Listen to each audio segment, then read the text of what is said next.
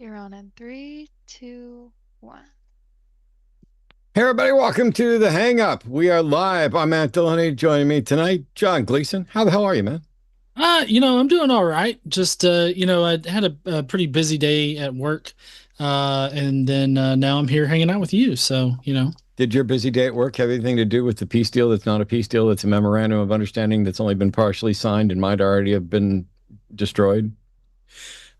No, but that was an interesting, part of today. No, mine's more like, oh, we need to have this thing done, but we've also not even started developing the thing you need to do it. So, it's a different kind of disorganized hell. Awesome. Well, I'm going to make this really quick. I've been busy. I've been a busy little boy. I've taken care of everything here at home all by myself while Arden recovers. She's doing really good. Spiked a fever yesterday, but she's relaxing right now, probably sleeping. But that means I'm taking care of the dog, the cat, all the snakes, the rats, anything and everything. In addition to actual, like work I've got to do. Um, and I did a 4 hour live stream with Jovan and Jeff today. And that was great. That was loads of fun. Somebody in chat said it's Texas Matt and Alabama Matt. You, don't do that to John. Don't make John Alabama Matt. That's not fair. No, I feel like that's more of a diss against you right there. I They're mean, like taking away the rest of your hair, bro. yeah. You got to Well, earn also that. there's certain connotations with Alabama, like fucking sisters and sorry, crap. Doing the sister thing. Anyways, I already screwed John that had to up. go and screw it up for everybody. All right. So normally, this is my show. This is the Hang Up right here on the line, and it's my Wednesday night show, and it tends to be about politics quite a bit, but also about religion. A theist will always go to the top of the queue. There is a theist being screened right now, and assuming they're actually being screened, I'll get to that call just the second it's done screening. So, Jack, once they're done screening you, we'll put you through.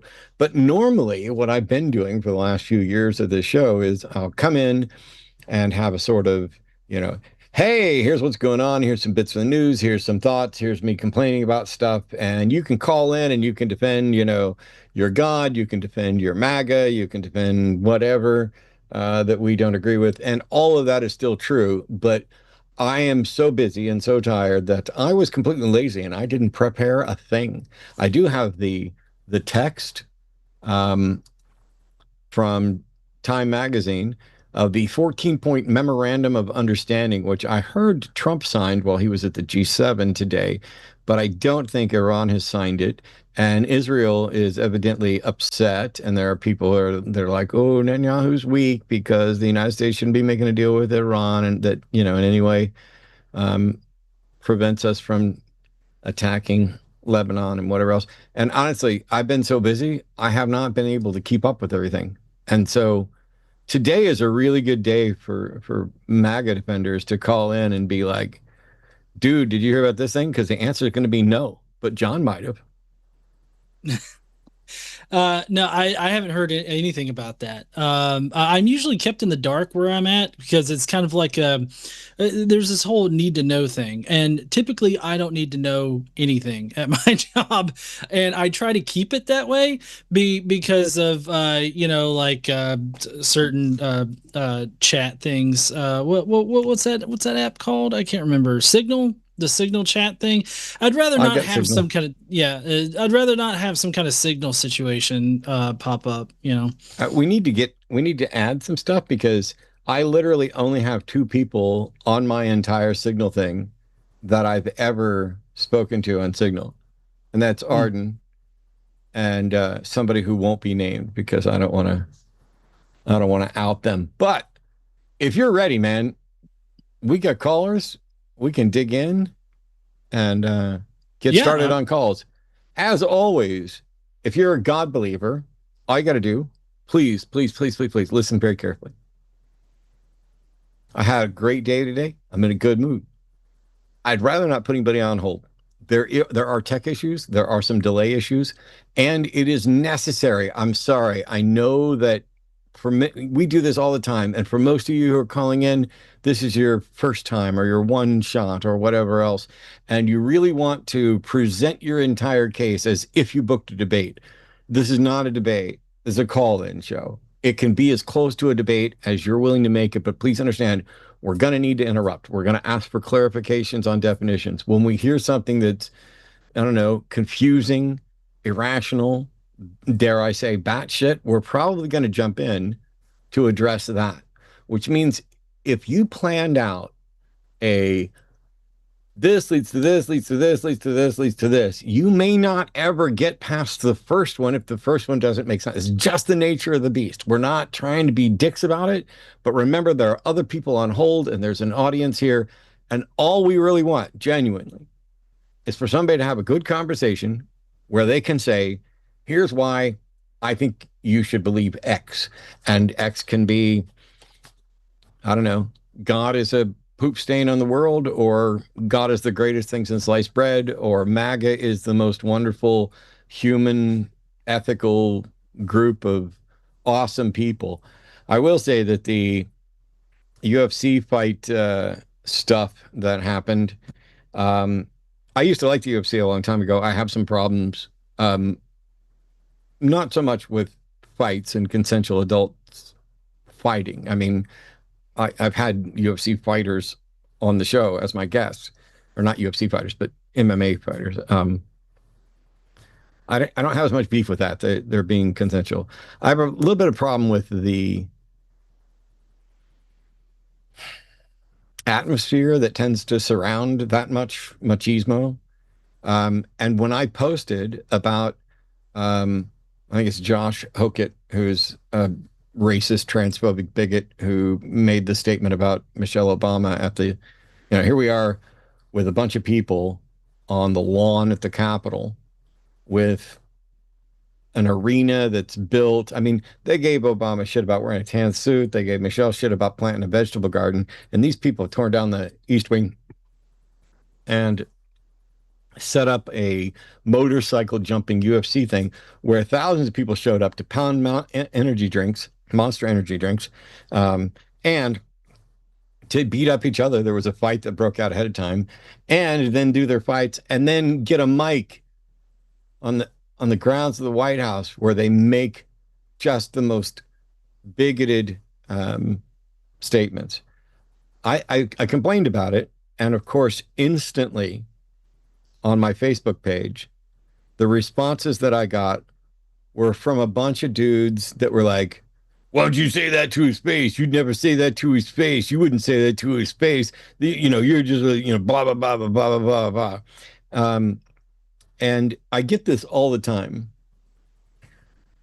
because there are people who feel that not only does might make right, but they're ill-equipped to have an intellectual discussion or an evidence-based argument. And so they think, oh, yeah, well, I'll kick your ass is somehow a win for them. It happened with a guy here local who went by the name of Charlie Chokehold. He got mad when I talked shit about Chuck Norris. And he's like, oh, you wouldn't say that around me or what. And yeah, I would. And so I made this post on Facebook. John thought I was vague posting, but genuinely, this is a message to everyone. Anyone out there who wants to be like, you wouldn't say that to my face. Here we go. Let me be clear. Yes, I would say that to your face. I'm not afraid of you. Can you kick my ass? Almost certainly. I'm 57. I've been in one fight when I was a kid. I'm old, I'm slow, I'm weak, and I'm completely disinterested in physical violence. I'd probably just stand there and do nothing as you pummeled me. I couldn't have beaten almost any of you punch-happy dipshits in my prime, and I probably didn't even have a prime. And then, after you beat the shit out of me, you can strut your Neanderthal DNA around jail while you go broke from the lawsuit that I file, and you'll still be an ignorant, terrified little bitch, and I'll still be right. The pathetic manosphere is full of the, well, I can kick your ass buffoons who think they can just run around assaulting people for saying things they don't agree with, and that's telling. It's why the big orange baby surrounds himself with guys in Speedos, which, by the way, Lindsay loved, expressing their delusions and talking tough because they're too frightened and stupid to be effective with thoughts or words. And so they'll pretend that being able to kick someone's ass means they have a nice penis or something. You guys are weak. You're weak as fuck in the only way that matters, and you do not ever frighten me. What are you going to do? Kill me? Kick my ass? I can't do anything about that. I'll still be right, and you'll still be a weak ass little bitch. Okay. You know, I just have to say that the Sunday birthday party for the orange turd was the most white trash thing that I have ever seen. Like, as somebody from Alabama who drives through the boonies like yearly, every time we travel, like either down to Florida or we travel anywhere, we travel back roads. Okay, we've seen some shit, and Casey in the chat will tell you I saw this one restaurant, no joke, Matt, the main draw for it that they put on the front of their store was something along the lines of hot dogs and chainsaws.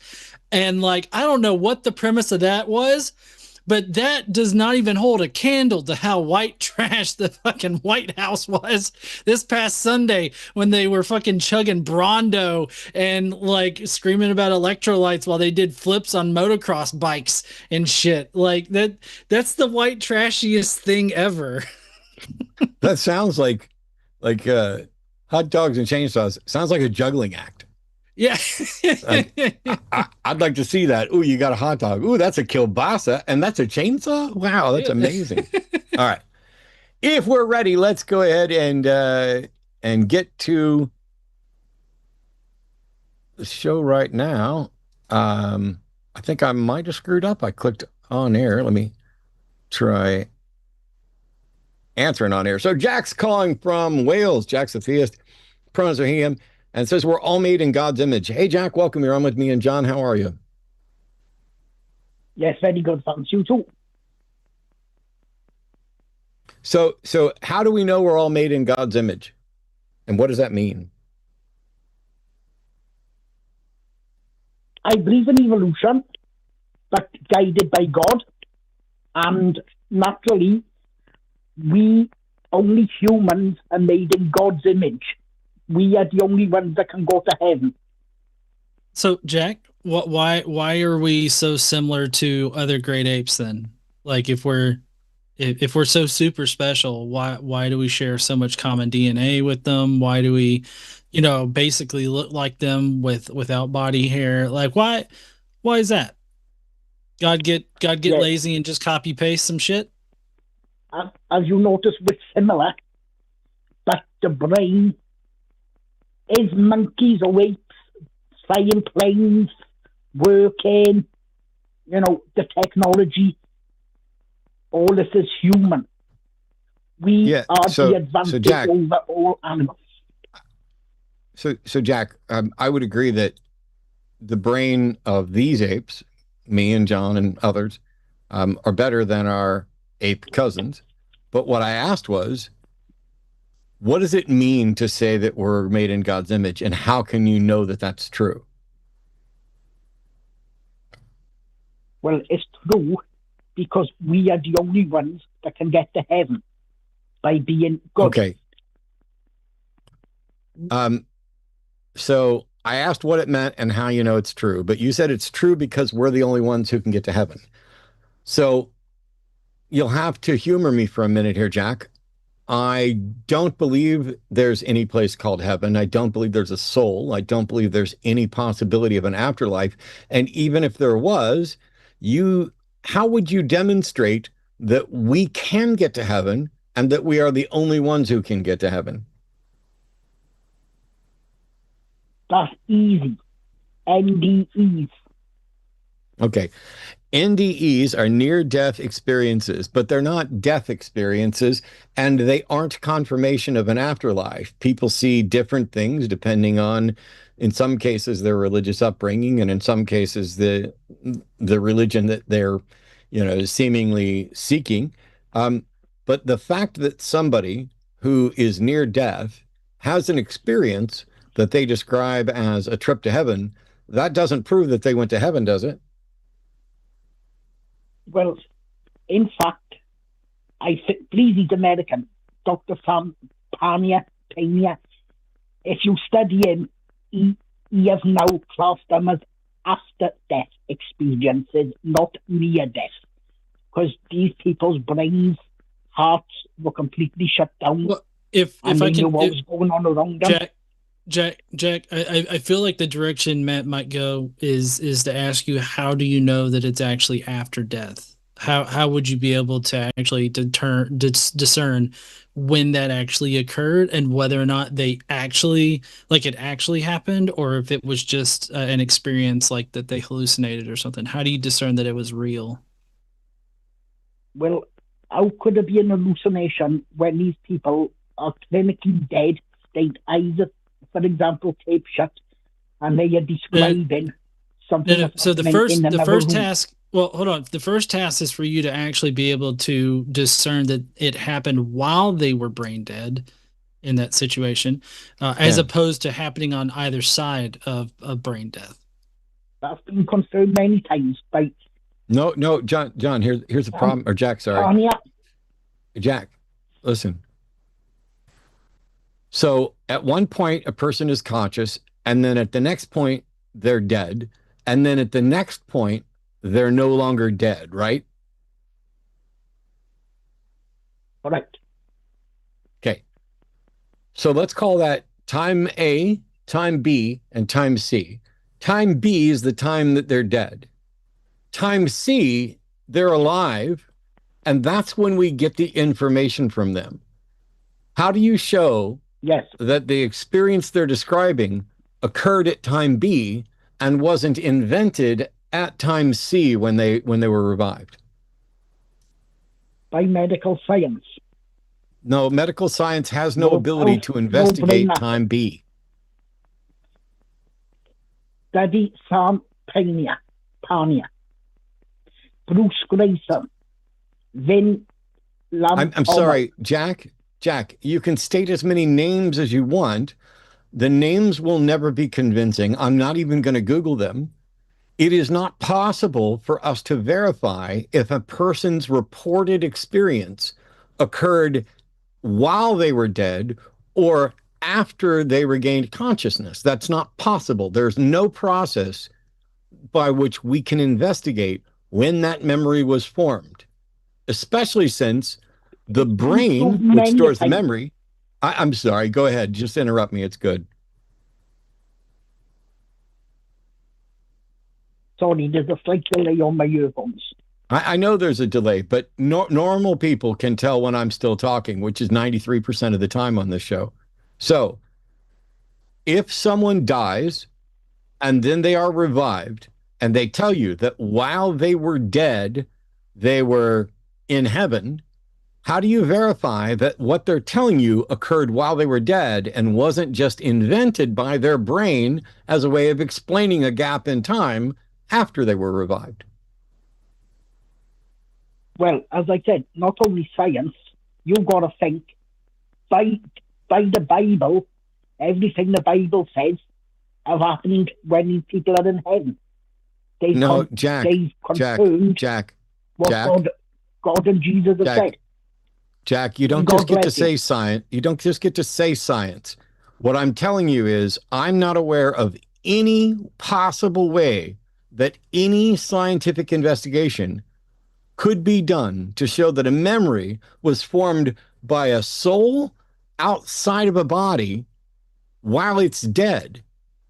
By the way, if science has confirmed anything, it is that every single thing that we've ever identified as the soul is a malleable, changeable part of a brain which ends when you die. So the notion that there's an afterlife is patently absurd. But you don't just get to say science, and you definitely don't get to point to the Bible, because there's no evidence that what the Bible says is true either.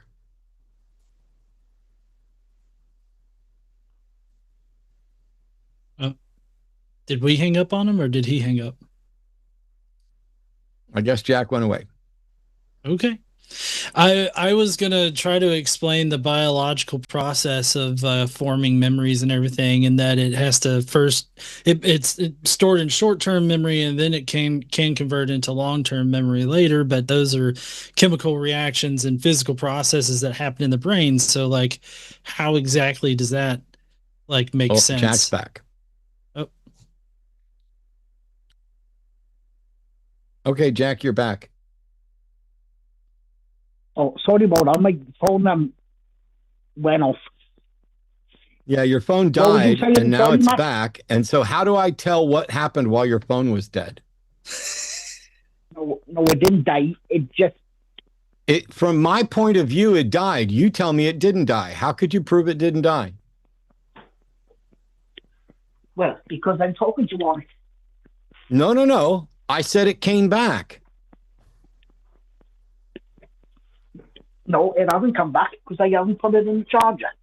That's what It you just tell went me, off. but how can I know that?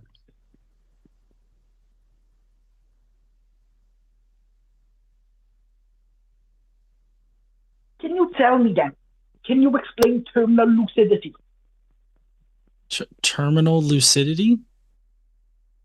Yes. So, Jack, whether we can explain something is completely irrelevant as to whether or not there's reasonable evidence to conclude anything at all about an afterlife. So let's just pretend that no, we can't explain it. What does that prove? It proves the soul. No. Okay, Jack, I'm going to apologize because you and I are just not capable of having a conversation.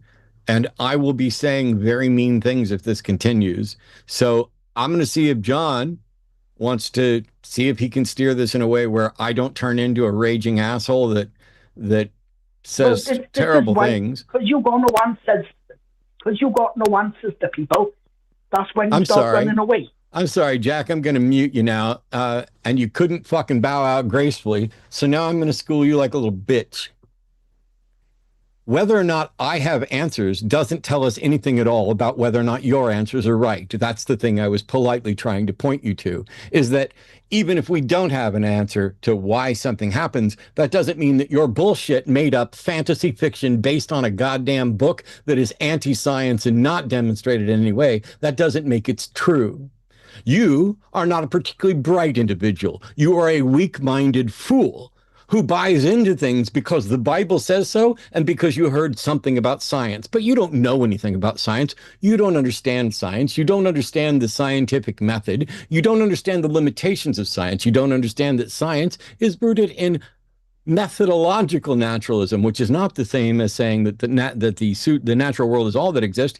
It says that the natural world is all that science is able to investigate. So science cannot, by definition, currently tell you anything about the supernatural, positive or negative. You would need to demonstrate a mechanism by which we could actually explore this. When it comes to something like the notion of a soul, every single characteristic of a soul, apart from its ability to leave a body, is an identifiable characteristic of a brain's psychology, the brain that produces the mind. And all of these things are subject to change, either through physical damage, through chemical structures, and that's why people have hallucinations. Also, we don't like not knowing. So many times when their brain shuts down due to an anesthesia or dying, when they come to, they don't make much sense because their brain is trying to reset and make sense of and construct a story in order to explain to the rest of them what happened while they were out.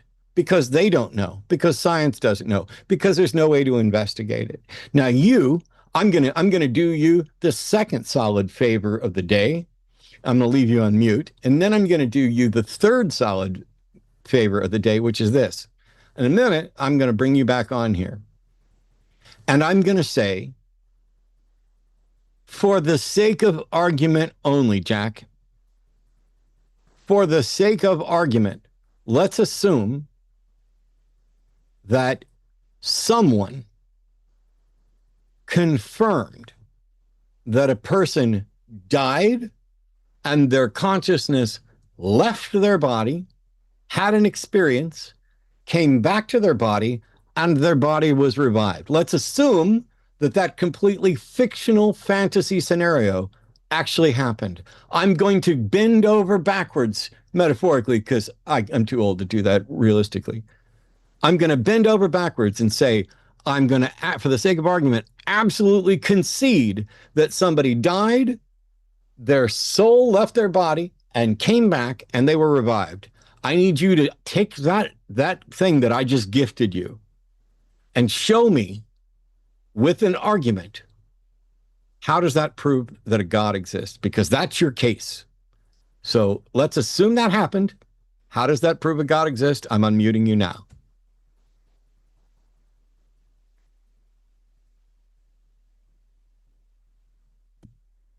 How many apples make a banana? Oh my fucking God, what?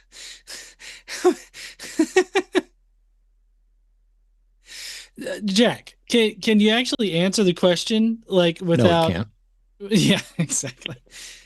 So for Matt's all of those always out there, really scared. He's always got to milk me like a little girl.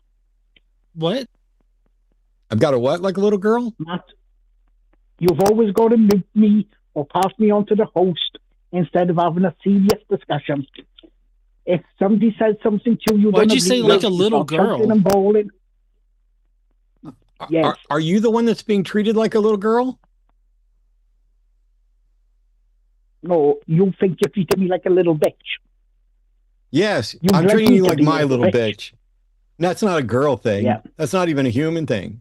It's just an insult for someone who doesn't understand when they're being handed the best Can I ask, opportunity they'll Matt, ever have, and they're Matt, so fucking stupid can that I their ask you a response to serious this, question? I'm sorry, I'm going to mute you and nobody's going to hear a fucking word you say until I'm done talking on my show, jackass.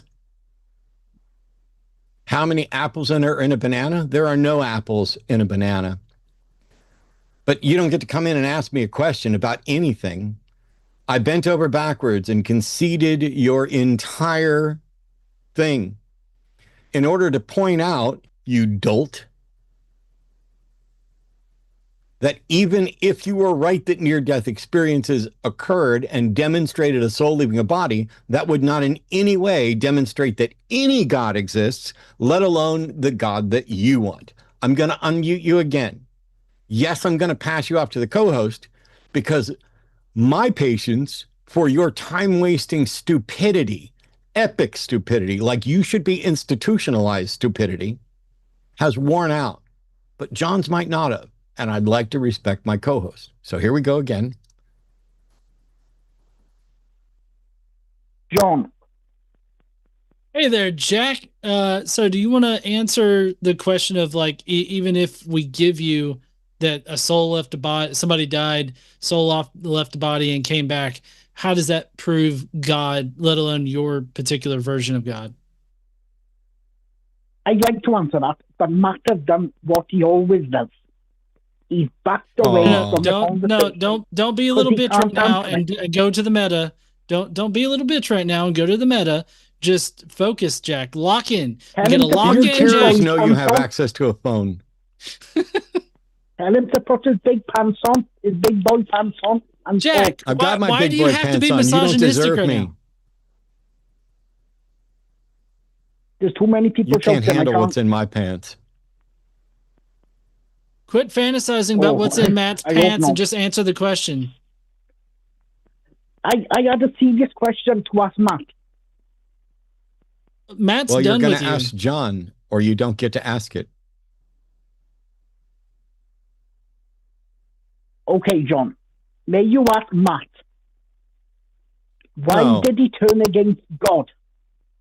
No, I'm going to mute you, Jack, and you're going to shut up and nobody's going to hear you. And when I'm done berating you, I'm going to hang up on you and nobody will hear anything from you again.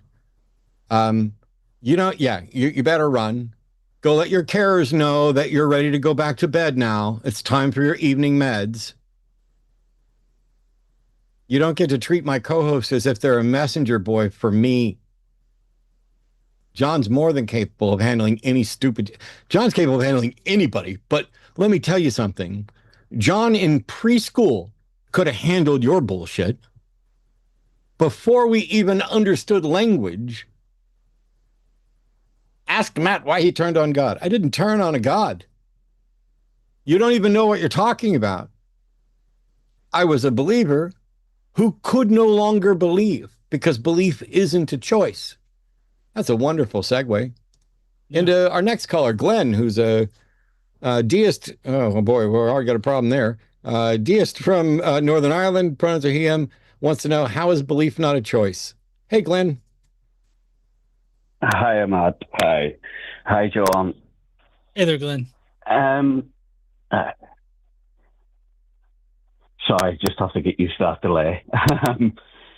Matt, I was actually in email communication with you, and obviously mentioned the fact that I've kind of, gone down the deist route, but I'm not going to talk about that right now.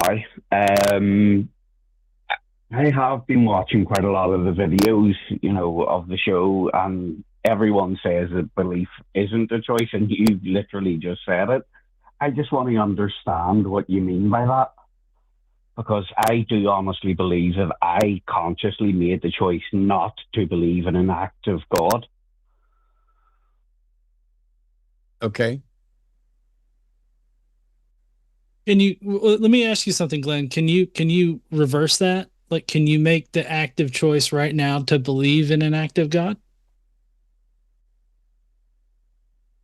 Well, yeah, I think that's what I did whenever I did, because I wasn't really brought up in Christianity. Now, Christianity is obviously what I went into. I wasn't brought up in it, but as far as I'm concerned, I made the choice to believe in God based on certain options. When you say I believe something, what does that mean? Like, I believe anything. I believe I'm talking on a telephone right now. Do you believe that? Yes, of course. Did you choose to believe that, or is that something you were compelled to believe by the evidence? Yeah, compelled to believe by the evidence, because I've got a phone to my ear right now. Sure. So, can you choose to believe that you're not talking on a phone right now? No, I suppose I couldn't, no. No. Are there any beliefs that you can simply choose? Because to me, a belief is the state of being convinced of something, and you can be convinced for good reasons or bad reasons. But in all cases, as far as I can tell, it is the state of being convinced. You don't just decide that you are convinced. You are either convinced because the evidence or reason, whether it's faulty or sound, compels you to. It's not in any way a choice. You can, to whatever limit you can choose anything. You can choose to pretend like you believe, and you can choose to act as if you believe, and you can probably choose to ignore certain things that should be compelling to you, but you don't merely choose the belief. It's something called doxastic volunteerism. I highly recommend that you go out and look it up, because this isn't me saying this. This is a truckload of research and philosophic thought on the subject.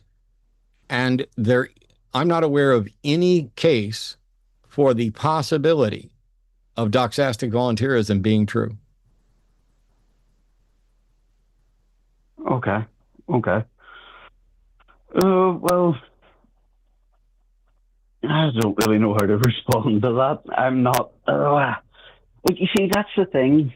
I would say I convinced myself that I believed something without necessarily having the evidence to believe it whenever it came to Christianity, to be quite honest with you. And did you convince yourself that it was true? Or did you become convinced that it's in your best interest to act as if it's true? That's a tough question to answer, because I explained in the email that I sent, well, in reply to your reply, that I was at a point in my life where, I was thinking, this can't be all life is, where we can't be just here for the sake of being here. There must have been a reason, a purpose, a creation, and everything like that. So really, in my mindset at the time, I can't really tell you if it was an informed decision or just a decision of, this is something I should, because of the possibility of an afterlife. Do you know what you just described? Mm-hmm. Do you know what you just described? You described being presented with arguments and justifications that compelled you to be convinced that this can't be all there is. There must be something more. You just described becoming convinced for what I would consider to be poor reasons, but becoming convinced that there had to be more. You did not choose to believe that there was more. You became convinced for reasons. Oh, okay, fair enough. That's just something that I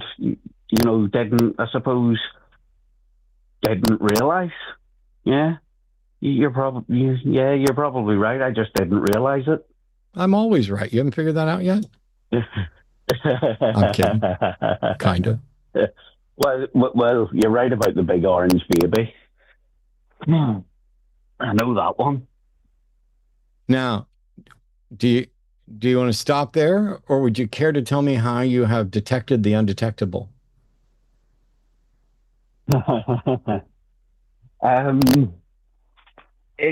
It's not that I've detected the undetectable. I think, even though I've decided that there's not an active deity, I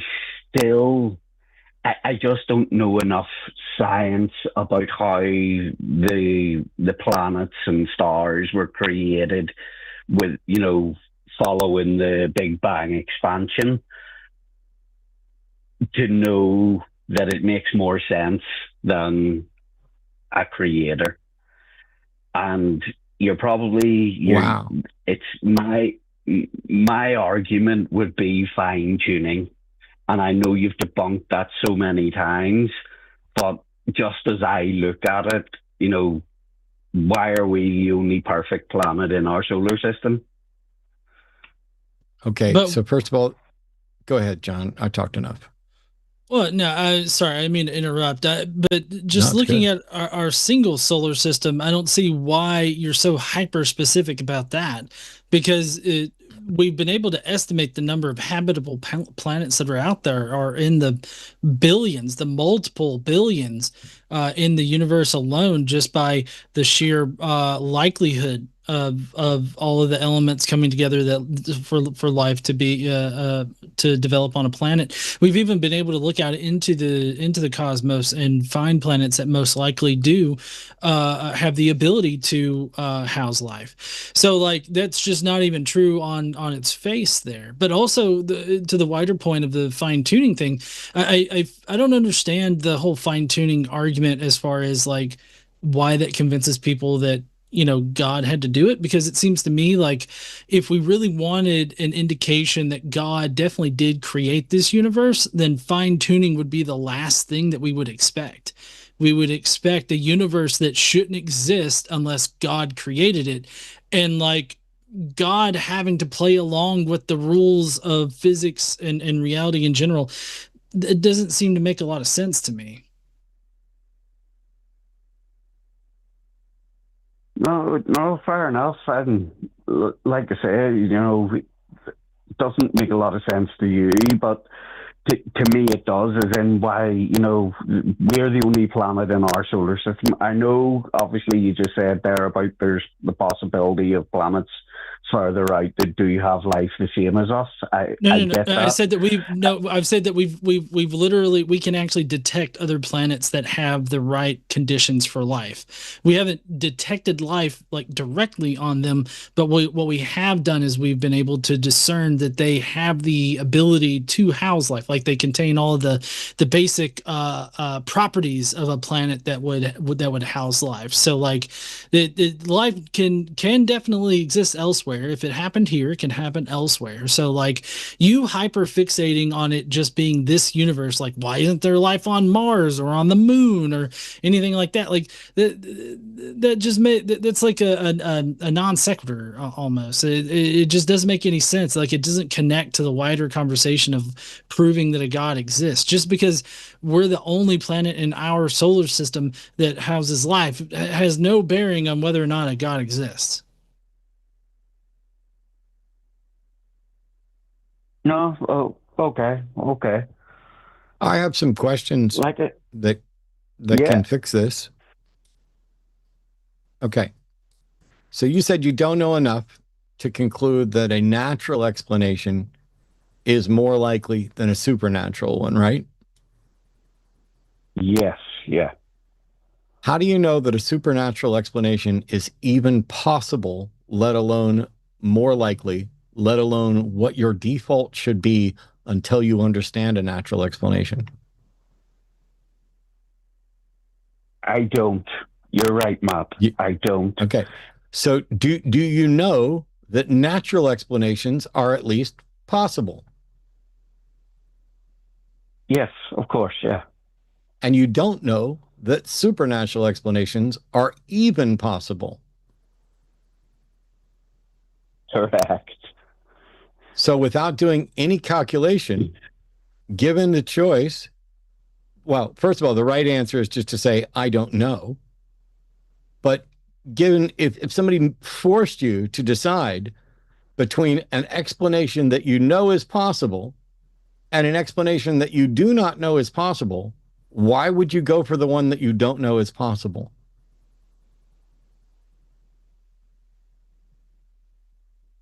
Uh, the old stupid one, I suppose, faith. Okay. So by faith, I'm assuming, well, what do you mean by faith? Because you're basically saying that when you're given a choice between something you know is possible and something you do not know is possible, you're going to pick the something that you do not know is possible, and then you're going to say it's faith. But isn't it possible for you to accept every wrong answer on faith? Oh, of course it is, but then what fucking good is faith? No, you're right. You're right, Matt. You are. I know you are. I'm well aware. I'm just baffled at how you know this, and I think we're hopefully getting close to getting somewhere, because this isn't the first time you've heard this. You already know this, and yet you proudly emailed to tell me how you're a deist, and now you're laughing, and it's about faith. What's really going on here?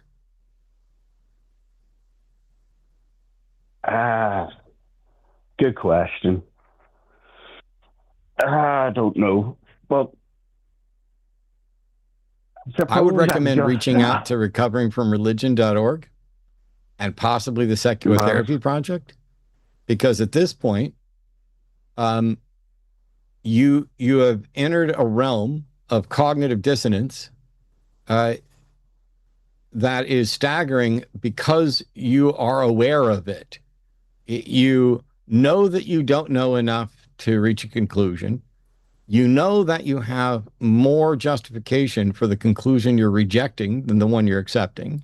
You know that the method, faith, that you're exercising is a vapid, useless, non-path to truth, and yet you're not totally comfortable with it because you emailed me. If you were totally comfortable with this, I don't think you would have emailed and then called me, which means not to sit here and go deep on a psychoanalysis, but it seems to me that somewhere you are super struggling, and it would be very useful, I would think, to figure out why that is and how do you get around it, because you might think that you've done away with the harmful God beliefs because you no longer believe in, the Christian God or whatever else. So you're going to, oh, at least the deistic God isn't a bad one. And yet, while the God itself isn't a bad one to believe in, and there aren't any doctrine or tenets, the fact that you have done harm, actual harm, to your brain's ability to tell fact from fiction, that's the danger of buying into a deistic God. Yeah, you make a brilliant point. You really do. And you're right, that is why I reached out to you, because you're very good at showing people, I suppose not logic, but realistic, reality that we have around us. So that is probably why I reached out to you. And well, I will. What was the name of that? Recovering from religion. Recoveringfromreligion.org. It's an organization we work with and support, and we raise money for. They have a hotline. They have people you can talk to, and they're not going to try to talk you out of your beliefs. They're going to try and help yourself get answers and deal with the things that are troubling you. And they also work side by side with something called the Secular Therapy Project, which is a way of connecting people to actual therapists that rely on science instead of woo or religion, to help treat the damage done both, by religion, by parents, by, whatever. It doesn't matter what it is. It's just real therapy.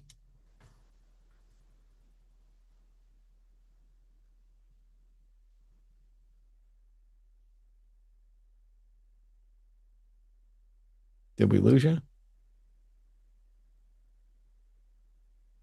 All right. Sorry, my phone screen locked, so I went off. No, it's fine. We've had a good discussion. I take that information, go look up Recovering from Religion. We're going to move on to some other calls, but I thank you for your time and your honesty in answering.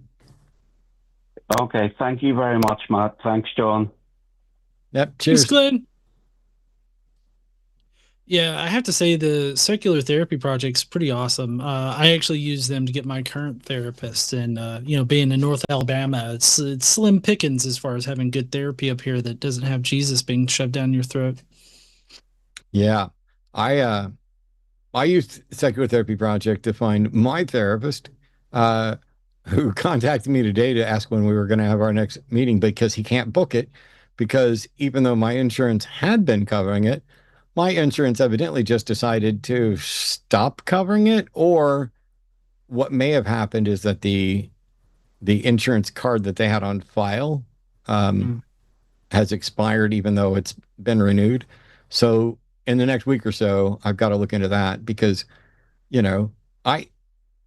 it's been helpful. I mean, you can pull other people, and there are people who are like, oh my God, it's so obvious it's been helpful. And somebody else would be like, no.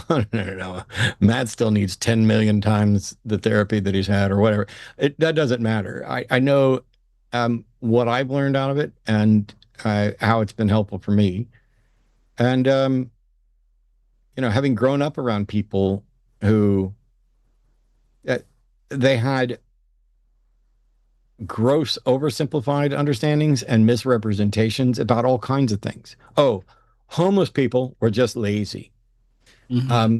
People with mental illnesses were either demon possessed or just didn't want to function right in society. I mean, this is the type of thing that they held as views. And while I long ago realized, yeah, you know what? Therapy is a good thing.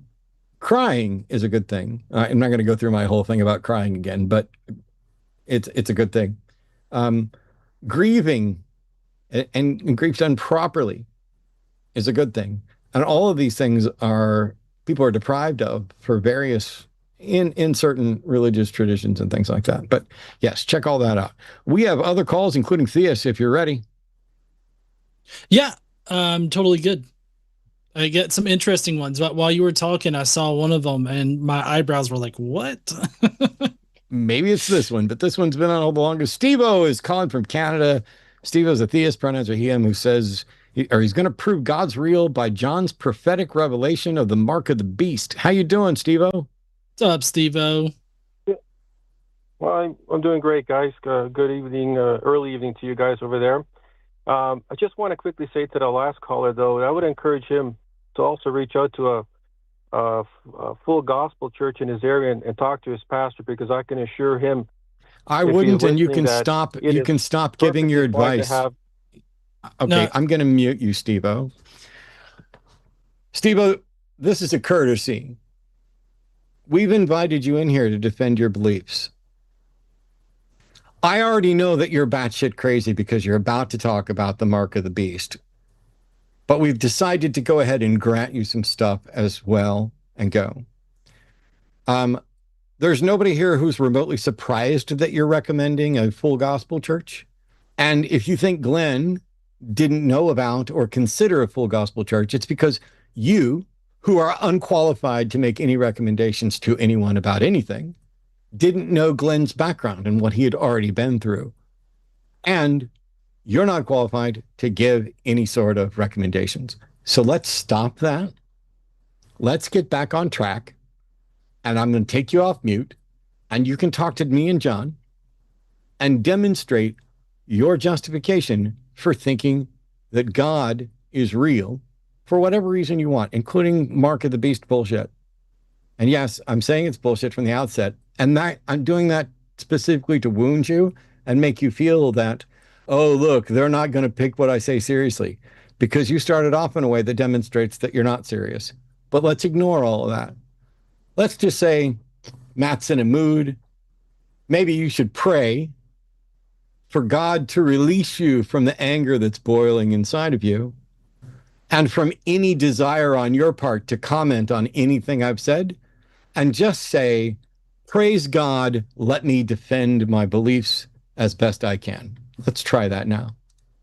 So Steve-O is calling from Canada. Pronouns are he, him. Is going to talk about proving God's real by the mark of the beast. Hey, Steve-O, you're on with Matt and John. Okay. What are we doing, a reset here? Did you not hear anything I said about doing the reset? Okay.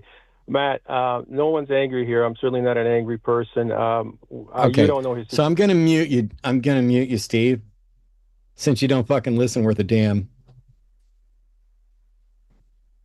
Steve, when I take you off mute, we're going to start over. And it's in your best interest to not comment on this interruption or the interruption previous. If you'd like to be given the opportunity to present your case for God, you'll just start in by saying, so here's why I think belief in God is justified, and then present your case. If you say or do anything at all to reference this time that we've wasted repeatedly correcting your poor behavior on a call-in show where you have committed to defending God and have done nothing to do so, that would be a dastardly mistake. So let's try this again. All right, we got Steve-O calling in from Canada. Steve-O's a theist. Pronouns are he, him, and he's going to talk about proving God's real by John's prophetic revelation of the mark of the beast. Hey, Steve-O, you're on with Matt and John. Hi, I'm on with Matt and John. Yes, the prophetic revelation of John in the book of Revelation, which you can dismiss or not dismiss. It's up to a person. Most atheists will not give it a full read or a full look, is my opinion. It says clearly in there, and he said this over 2,000 years ago, so think of the time frame.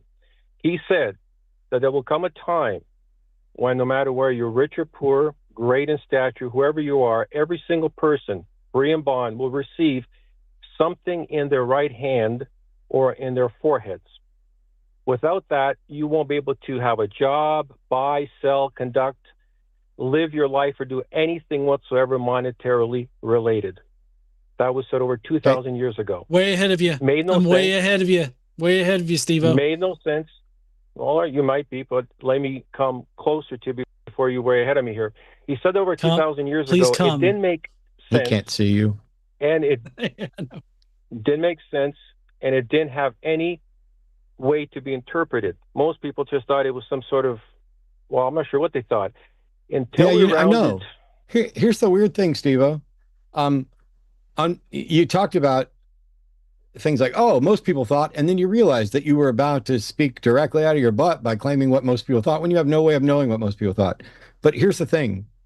I don't have to have a mark on my wrist, my right hand, or my forehead at all, do I, right now?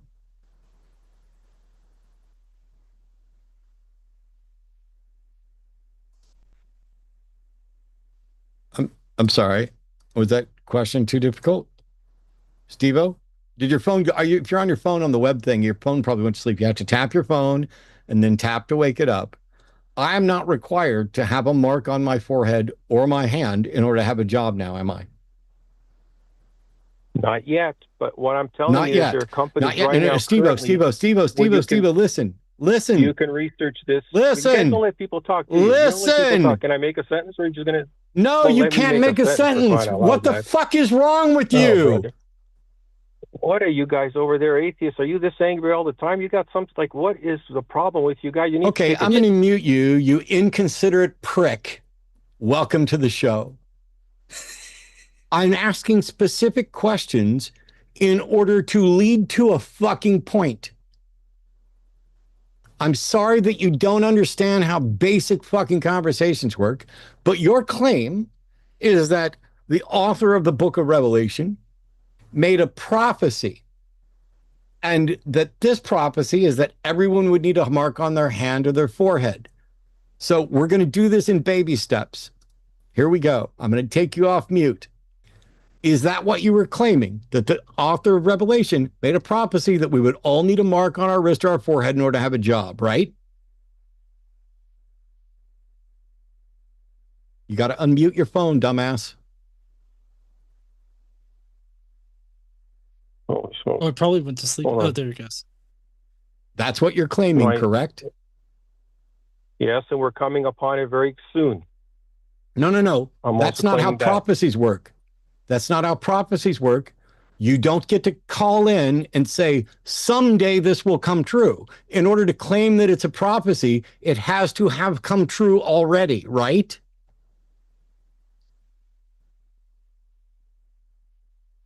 Correct? I tell you what, since you don't know how phones work, call me back when it comes true. All right. What a waste. Could have been a decent call. You know, I was getting ready with the mark and everything. I know he couldn't see me, but you know, I felt like I was giving him something. Anyway, sorry, go ahead, Matt. It's wild because I don't currently have to have. See, Steve is incapable of doing this. It's like, you atheists won't even look at this. Motherfucker, I'm a former Christian who was going to be a pastor. I not only read this, I taught it. You guys won't look at this. The fuck we didn't. Here's the thing. I don't have to have a mark on my hand or my forehead to get a job. Ah, but someday you will. Let's assume, Steve-O, for the sake of argument, that next year, everybody has to have a mark on their hand or their forehead in order to buy and sell goods and have a job. Prove that the author of Revelation knew that was going to happen, and prove that the only way the author of Revelation could have known that was going to happen is if, in fact, he got this information from God, rather than any number of other circumstances that could have an ancient passage and a modern event seem to be connected.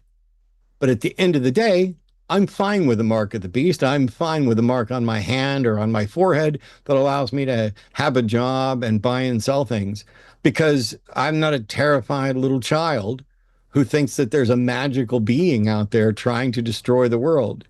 See, you think that you can prove God because you've got a prophecy that, while it hasn't come true yet, you think it is likely to come true at some point. That tells us everything we needed to know about your horribly confused brain. You don't understand prophecy. You don't understand that a prophecy needs to be answerable by a single set of circumstances, not prone to any interpretation. that it needs to be in place visibly and publicly ahead of time, and that there cannot be people actively working to make it occur. See, if I order a medium rare steak, the waiter is not fulfilling prophecy when he brings me a medium rare steak. He's bringing me a steak that would make Trump sick, and I would like that. That's not what prophecy is. Oh, 2,000 years ago, when nobody knew what this would mean. The ravings in Revelation were so bizarre that that book was almost not even included in the Bible. I'm sure you're aware of that because you're a conspiracy theorist. You are a Christian conspiracy theorist. You are someone who has bought into the end times, blah, blah, blah, blah, blah, blah, blah, and you don't know how reason works. And we could have helped with that. We could have asked you the questions that expose the fallacies in your thinking. And then I guarantee you what would have happened is you would have either said, those aren't fallacies, in which case you'd be wrong. You just need to go look it up on Wikipedia. You would then say, you would argue for abductive reasoning, that the most reasonable explanation of this event eventually occurring and it being included in Revelation is that there is a God that gave this magical message so that you would know it now. The problem is, if that's the most reasonable explanation, then why is God not actually just fucking talking to us right now? If it's as plain as the noses on our face, if it is the most obvious, most rational conclusion that any thinking person can reach is that what it says in Revelation is actually truly divinely inspired prophecy, then what's the point in keeping it hidden? What's the point in God not just showing up and saying, yep, I had him write that in a book a long time ago. I'm surprised some of you fuckers didn't see it. It's getting ready to happen. You're too late. It's embarrassing because you guys think there are secret hidden messages out there, that God's got a special message for Steve-O, because that makes Steve-O special. Steve-O sees the big picture that all the rest, that they don't want you to know. And God's given us over to a reprobate mind. We are deceived by the Lord of this world. Here. Oh, I have headphones on. That's almost never true. God has given you over to a reprobate mind, you sinner atheists. You have been deceived by the true Lord of this world, and you will be thrown into the pit of fire alongside of Satan and all of his angels. How dare you? God will not be mocked. Every knee shall bow and every tongue confess that Jesus Christ is Lord. Hallelujah. I'm right there with you. Your God can't give me so much as a hangnail, and the fact that I've been doing this for 20 years and all he sends is embarrassing buffoons who don't know how to work their phones is almost confirmation. But here we go. Will's calling from the UK. Will's a theist. Pronouns are he, him, and says belief is a choice.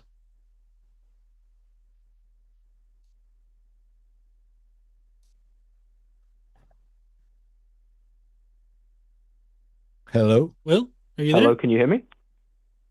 Yep. What up, Will? How are you doing? Doing good. I'm okay. Okay. Are you able to hear me? Yes. Okay, cool.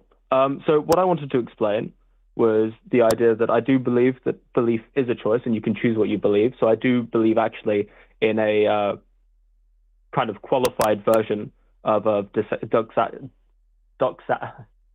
volunteerism. Yes.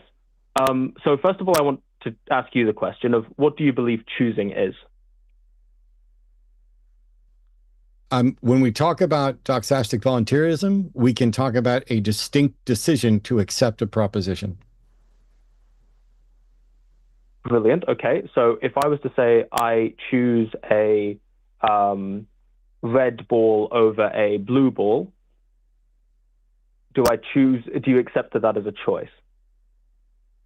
if there's a red ball in front of you and a blue ball in front of you, and you reach down and pick up the red ball and say you chose the red ball, colloquially speaking, I'm fine with that. Okay, brilliant. Can I add? So, well, can I add one asterisk in here? One little caveat. We've actually got we've got scientific studies that we've been able to do on this choice making process, and what we've actually been able to discern is that you're only made aware of the choice that is made. The choice is actually made subconsciously, so you're not actually in control of that necessarily. You're just you become aware of the choice that is made.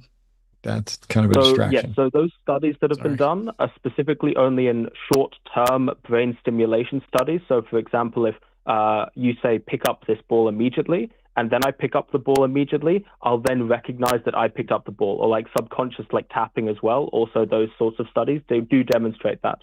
But actually, when it comes to criterial causation, especially when it comes to belief and like abstract concepts and understanding of like future me's and future self-reflections, these come under a more broader category of causation, which is criterial causation.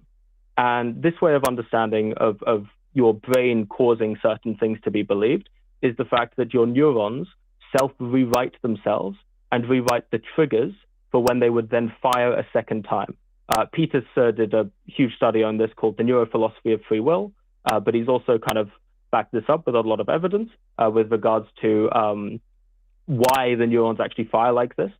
So you could read into that. But what's more apparent is to kind of refer to it like an analogy, which is if I have a thermostat and the thermostat is going to ding at 20 degrees and the outside temperature is at 20 degrees and it dings the thermostat, okay?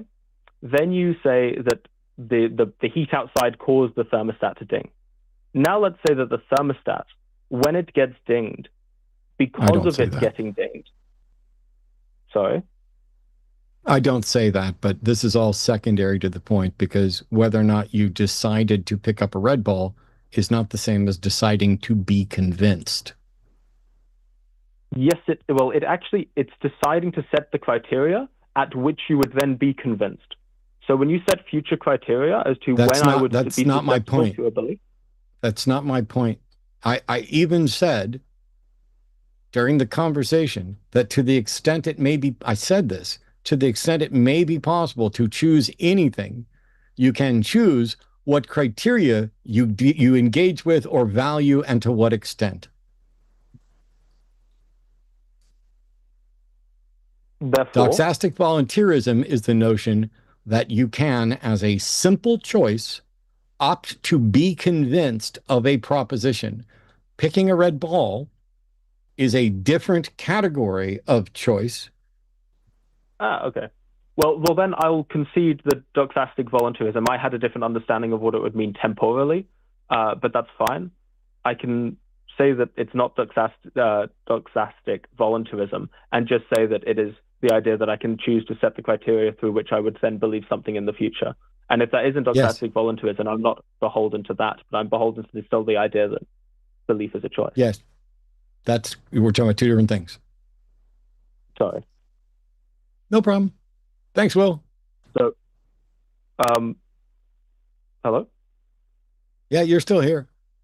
I'm still here. So we've settled that we don't disagree necessarily on doxastic volunteerism. Was there something else you wanted to engage on? Well, still the point is, you still, under what I've said all entirely here, is you can still choose what you believe. No, on the basis of setting not in the sense that I'm talking about. I don't care for the sense that you're talking about. It's not relevant to the show. Why is it not relevant to the show? Because you can engage, the idea that you can engage in things to set your epistemology in such a way that it is unwarranted, this act of self-deception, is as freely choosable as anything, assuming that there's anything remotely approaching choice related to will, which is still like I reject libertarian free will and virtually every other thing of free will. But my issue here is whether or not there's a God. I don't give a shit if you can find a way in which people can voluntarily influence their beliefs. My position is that doxastic volunteerism is not tenable, and you agreed. or you don't have an objection to it. So now I'm no longer interested in other sorts of volunteerism. I want to talk about whether or not a God exists. So when I came on, I said the idea that the belief is a choice was the question that I was going to ask. And then I'm sorry, are you genuinely trying to fucking lawyer your way into getting to talk about the thing you want to talk about when I just told you we're not going to? No. And then I was about to continue to say that. Then do you care to defend your theistic position? Well, this was the question I wanted to ask because I found it interesting. But no, I'm sorry. The question was, do you care to defend your theistic position? I can give a defense of a theistic position if you'd like, but I think this is the question I came on. So let's pause. Let's pause for just a second. Sure. First of all, we just got rated by Justin. So yay, thanks, Justin. Also, Justin, if you're actually watching this, I need to talk to you and pass along a concern, but just check Messenger. All right. Will's here as a theist. We've already moved beyond the misunderstanding related to doxastic voluntarism. And Will is going to try to offer a defense of his theistic position. So I guess, Will, tell us what God you believe in and why we should also agree. Well, I think the best way to understand theism is to look at it just from the basics of a omni-God, and say that this omni-God exists and this omni-God is a personal God. And then anything that kind of stems from that, I think, is harder to know with more certainty. So we can begin with those set premises and then work from there. So you believe in an omni-God. What's the reason we should also believe in it? So I think it comes down to sort of more of a probabilistic argumentation. I think everyone should be relatively agnostic on whether or not God or no God is possible. But we can have a probabilistic belief that a God exists. Well, how can you have a probabilistic belief if you don't even know that the thing is possible? Because you can have a probabilistic belief on the basis that you know it's possible because it's logically possible. No, I don't care about logical possibility. Anything's logically possible. I care about empirical possibility. If you can't demonstrate that God is empirically possible, then God doesn't become a candidate explanation for anything. And it's pointless to talk about the probability of a God that is not empirically possible or not demonstrated. Okay, so how can you prove that the beginning of the universe is empirically possible? Or like I don't believe necessarily. I'm sorry, Will, you don't get to ask the question and then answer it. So first of all, whether or not any of us have an answer to that question is irrelevant to whether or not you have a defense of a theistic God. But I'm not convinced that the beginning of the universe, depending on how it's defined, is an actual thing. Yes. So I guess the question then is, you were saying that whether or not I can have a probabilistic belief of God, and my question was, I don't think anyone can have anything more than a probabilistic belief of why we are here in the first place, because we cannot know with any certainty. So that's not a question, that's a statement, and it's irrelevant to whether or not you can demonstrate a theistic God. You seem to be presuming positions that I've not actually argued for, and none of my positions are relevant to whether or not you can defend a theistic God. If you're going to say, oh, I think we're going to start with a logical possibility and then trying to, I don't know, estimate, because we can't calculate the probability of a God as long as it's not a square circle, you have a non-starter with a skeptic like myself. I need an empirical demonstration of possibility before I will even consider it a candidate explanation. But then you wouldn't consider any reason for why we exist as a candidate explanation, because we can't prove it with any empirical possibility. This is literally whataboutism. You're trying to say that my position of not being willing to consider your bullshit God means that I also wouldn't consider some other bullshit thing. And you're right. I don't think there is a meaning or a purpose or reason why we are here. And I don't necessarily know and I'm not making declarations about what is possible or probable. Well, maybe we can. Yeah. Hopefully, this isn't too much of a pivot. But can you give us some empirical evidence for your God? Maybe we can start there. Yeah. Okay. I think a good line of evidence for a God would be the idea that that we exist in such a way that our conscious experience maps perfectly or maps well onto the world that is around us. That's and not that's a broad generalization there. Not everybody's does. And so like just because you have that experience or you think that you have that experience doesn't necessarily mean that that is like indicative of everybody's experience. Or And why does would it that have, point to a God? yeah, that's what I was going to get to, is like that has no indication of a God. So yes, the argument comes down to the idea of effectively psychophysical harmony. No, that, I mean, that's a bullshit argument. I mean, The fact that X and Y are compatible doesn't demonstrate that X and Y are linked. Mm-hmm. So the fact that my consciousness appears to have a conscious experience that maps reliably well to the world that I seem to experience does not in any way demonstrate that the reason why I have this ability is because an omnipotent God intended that. But it's then the likelihood of why do you experience that versus No, it's not the likelihood.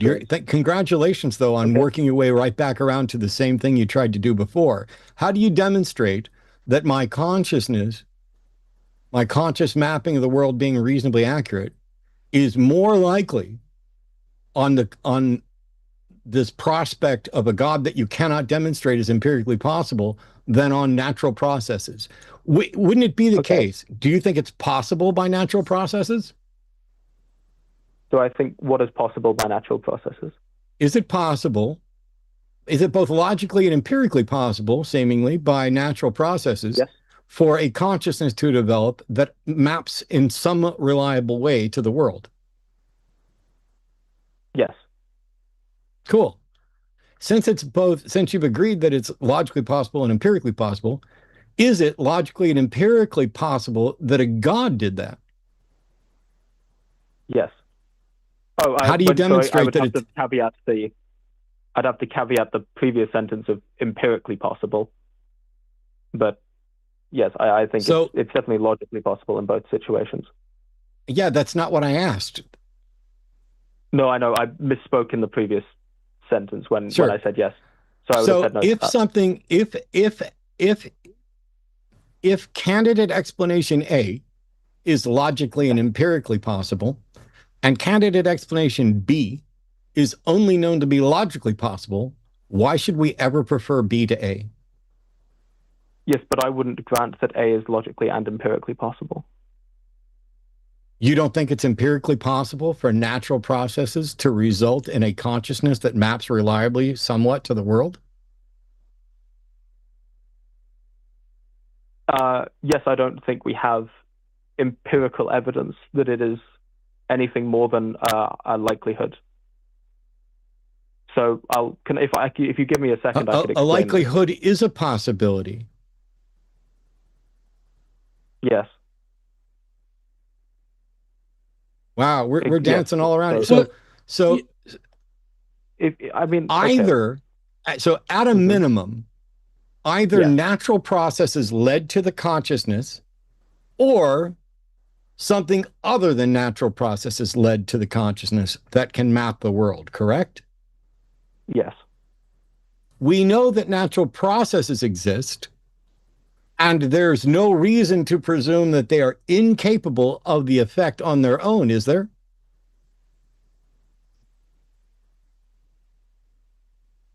Natural processes exist, and there's no reason to believe that they wouldn't exist on their own.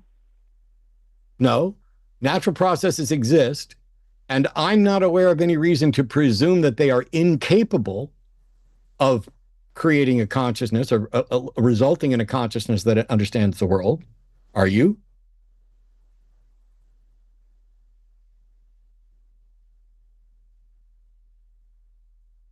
Yes, I see what you mean. So I think it's possible. Yes. Okay. So supernatural processes, I'm not aware that they exist. I'm not aware of how to investigate them. I'm not aware that they are empirically possible.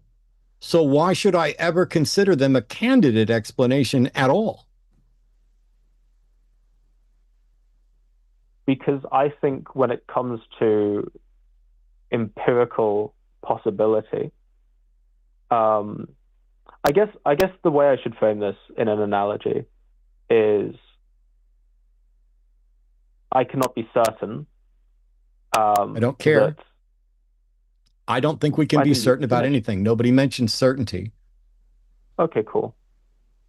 And so then it's the reason you believe that there isn't a God is on the basis that No, Will. I may or may not believe there isn't a God. I am at a minimum not convinced there is a God. The burden of proof is on the people who are claiming there is a God. It's not up to me to either demonstrate that there isn't a God or even to assert that there isn't a God. Then I think unfortunately we'll probably find ourselves in some level of an agreement in that I think it's impossible to say with certainty whether or not there is or isn't a God, but I just think it's more I don't care about certainty. I care about whether or not it is reasonable and rational to conclude that there's a God. And I'm unaware of any path to a reasonable, rational conclusion of anything supernatural.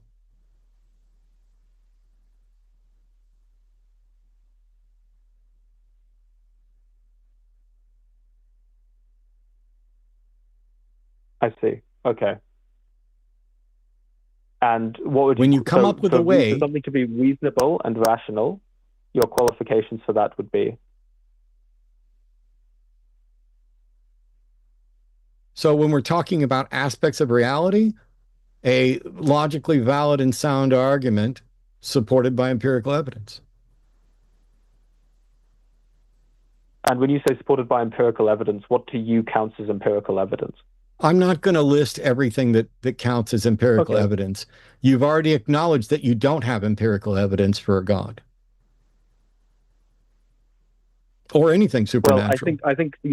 Well, I think that the empirical evidence for a God can come from the idea that we're having the conscious experience that is more likely in a possible world where there is a theistic God. No. Okay, we're done. Thanks, Will. Okay, no problem. Thank you. Cheers. That's not what you're back to. It's not, there's no way to show that it's not possible. And see, here's the problem with saying X is more likely on the proposition that a God exists. When you have a God, an omnimax God, that is essentially a panacea, anything that you declare is consistent with that God's desire is automatically more probable, 100% probable, if that God exists and is there to enact it, than it is under any other model. Because you're saying Magic Man wants A, Magic Man can do A, therefore Magic Man will do A, and A will be necessarily the case. This is why logical possibility is a useless way to argue. And this is where we get with modern apologists, is that instead of pointing to any sort of empirical evidence that would confirm, because they know science is barred, not by law or anything, from making declarations about supernatural causation until somebody demonstrates a mechanism by which we can investigate and confirm that the supernatural exists, that it can in fact impact reality, and that this can be detected and identified to distinguish between when a supernatural agent or supernatural cause is impacting reality and when it's not. None of those things are true right now. And so this is the best that the apologists have is, I'll tell you, no matter, Will's a nice guy, respectful, knows the lingo, but Will's argument boils down to nothing more than you can't prove God's not real. Therefore, I'm rational. No, sir, you're not. Yeah, I was going to ask, would that be it kind of sounded like a begging the question sort of situation there, where it's just kind of automatically assuming the conclusion at the very beginning of the thing. It could be circular. Part of the problem is that, and this is why I stopped trying to identify some fallacies. We're arguing informally. And so until he actually puts it in a syllogism, it could be one of a half a dozen different fallacies, or it could just be that there's a valid structure, but an unsound or rejected premise. And in my case, it's the premise that we have good reason to conclude that a supernatural omnimax God is a candidate explanation. I don't accept that premise, and I need somebody to actually defend it. And the closest they get is, well, you can't prove it's not. Yeah, and they always it feels like they always assume that unless you can 100% prove the naturalistic case, then automatically the answer is God. That seems to be the case every time. I mean, you could probably say that you don't have any way to prove that the 816 Marvel Cinematic Universe isn't an actual real thing occurring elsewhere, and the information from that realm is seeping into our realm, into the minds of the creators of this. Until you start looking at, hang on, if that were the case, and the 816 Loki, the god of stories, or the Watcher, or whoever that can engage in this multiverse stuff, they could be over here fucking with our world too, but they're not, as far as we can tell.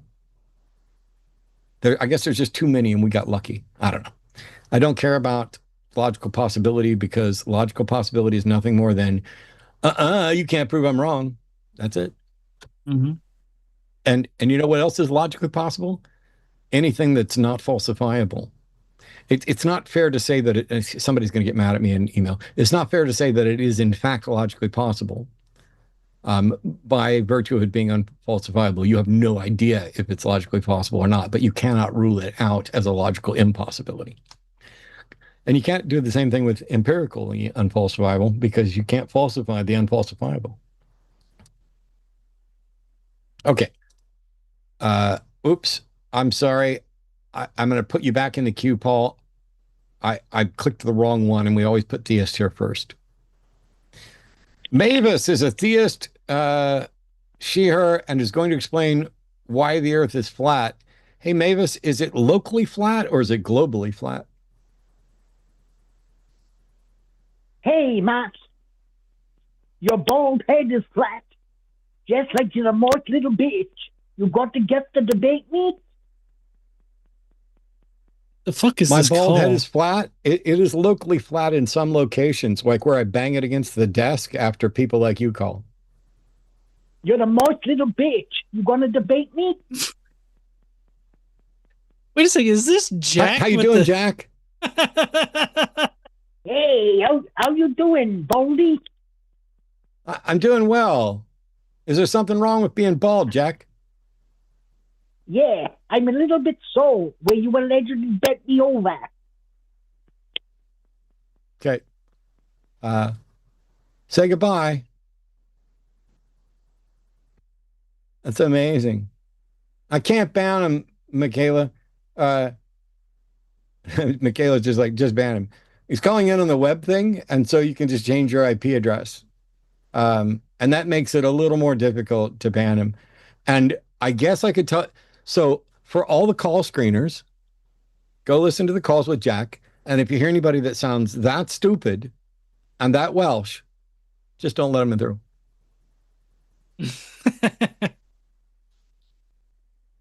All right. Let's try this again. We have Elijah is calling from Georgia. Calls her he, him, wants to talk about the Gospels. So how are you, Elijah? You're on with John and Matt. Hey, what's going on, John and Matt? Elijah here. Glad to be on the show. I'm actually on YouTube right now, just kind of watching the viewers roll in. Really great stuff. Cool. What's up? So I guess the last guy that you talked to, he couldn't really come up with any evidence for like there being an omnipresent, omnipotent God. I think that Jesus Christ is evidence enough. How so? How so? Well, he fulfilled the prophecies and the covenant written No, he of in the didn't. Old Testament. No, which how can so? you name a prophecy? Name a prophecy? Yeah. The virgin birth. No, that's How do not you a prophecy. So Sorry. first of all, that's not what Isaiah says. But also, how do you prove that Jesus was born of a virgin? That's a good one, man. Yeah, Mother Mary I'm aware. was, I've done this for a you could while. say Here's a trick one she for was you. a virgin. How do you, here's a trick one. How do you prove that Jesus was born at all? Because we have records of his existence. No, we don't. I mean, there's We 10,000 do not have manuscripts records. that We do not have records of his existence. outside of the Bible. No, we don't. There are Okay, no well, contemporary then you accounts don't of have Jesus, or records of there are anyone. no contemporary accounts of Jesus or anything specific and unique to his life outside of the Bible. That's entirely untrue because No, I've it's read absolutely, several completely documents for true. I'm not myself even a that mythicist. go over I'm the not even a life and mythicist, though. the I'm not a mythicist, though John is. But I said there are no contemporary accounts of anything specific to Jesus' life outside of the Bible. Name one. If you're saying that, then you're saying that there's no contemporary evidence for anyone existing No, that's not beyond not the true. modern era. That's first of all, that's not what I'm saying, and that's not true, because we have contemporary evidence of my existence. We also Right, have being contemporary what? existence of George Washington. We have contemporary evidence for many different people, including some people earlier. It's very difficult, I admit, to get contemporary evidence of, like, let's say, first century Palestinian people. I'm not a mythicist. I think it goes a step further than it probably should in making a claim that it may not completely be able to defend. But the problem is that Christians cannot demonstrate conclusively that Jesus even existed. We just have stories. And so you're taking, I'm willing to grant, John's not, but I'm Right. willing to, I don't think John is, I'm willing to grant that Jesus is a real person that is referenced. How do you show that that person was born of a virgin?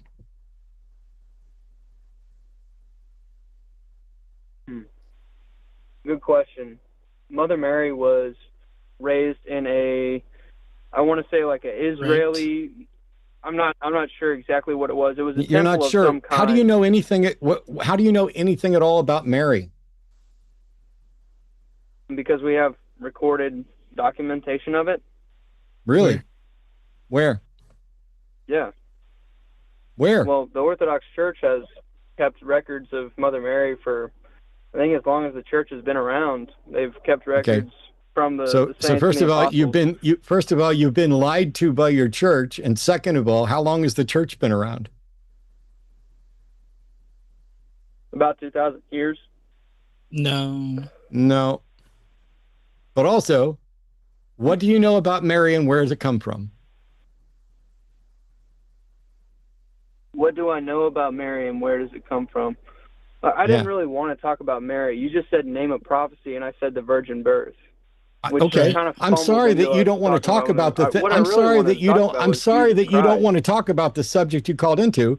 But if Jesus was born of a virgin, isn't that Virgin Mary? Yeah. And I asked you, how do you know she was a virgin? How do you know anything about her? And now all of a sudden you don't want to talk about her.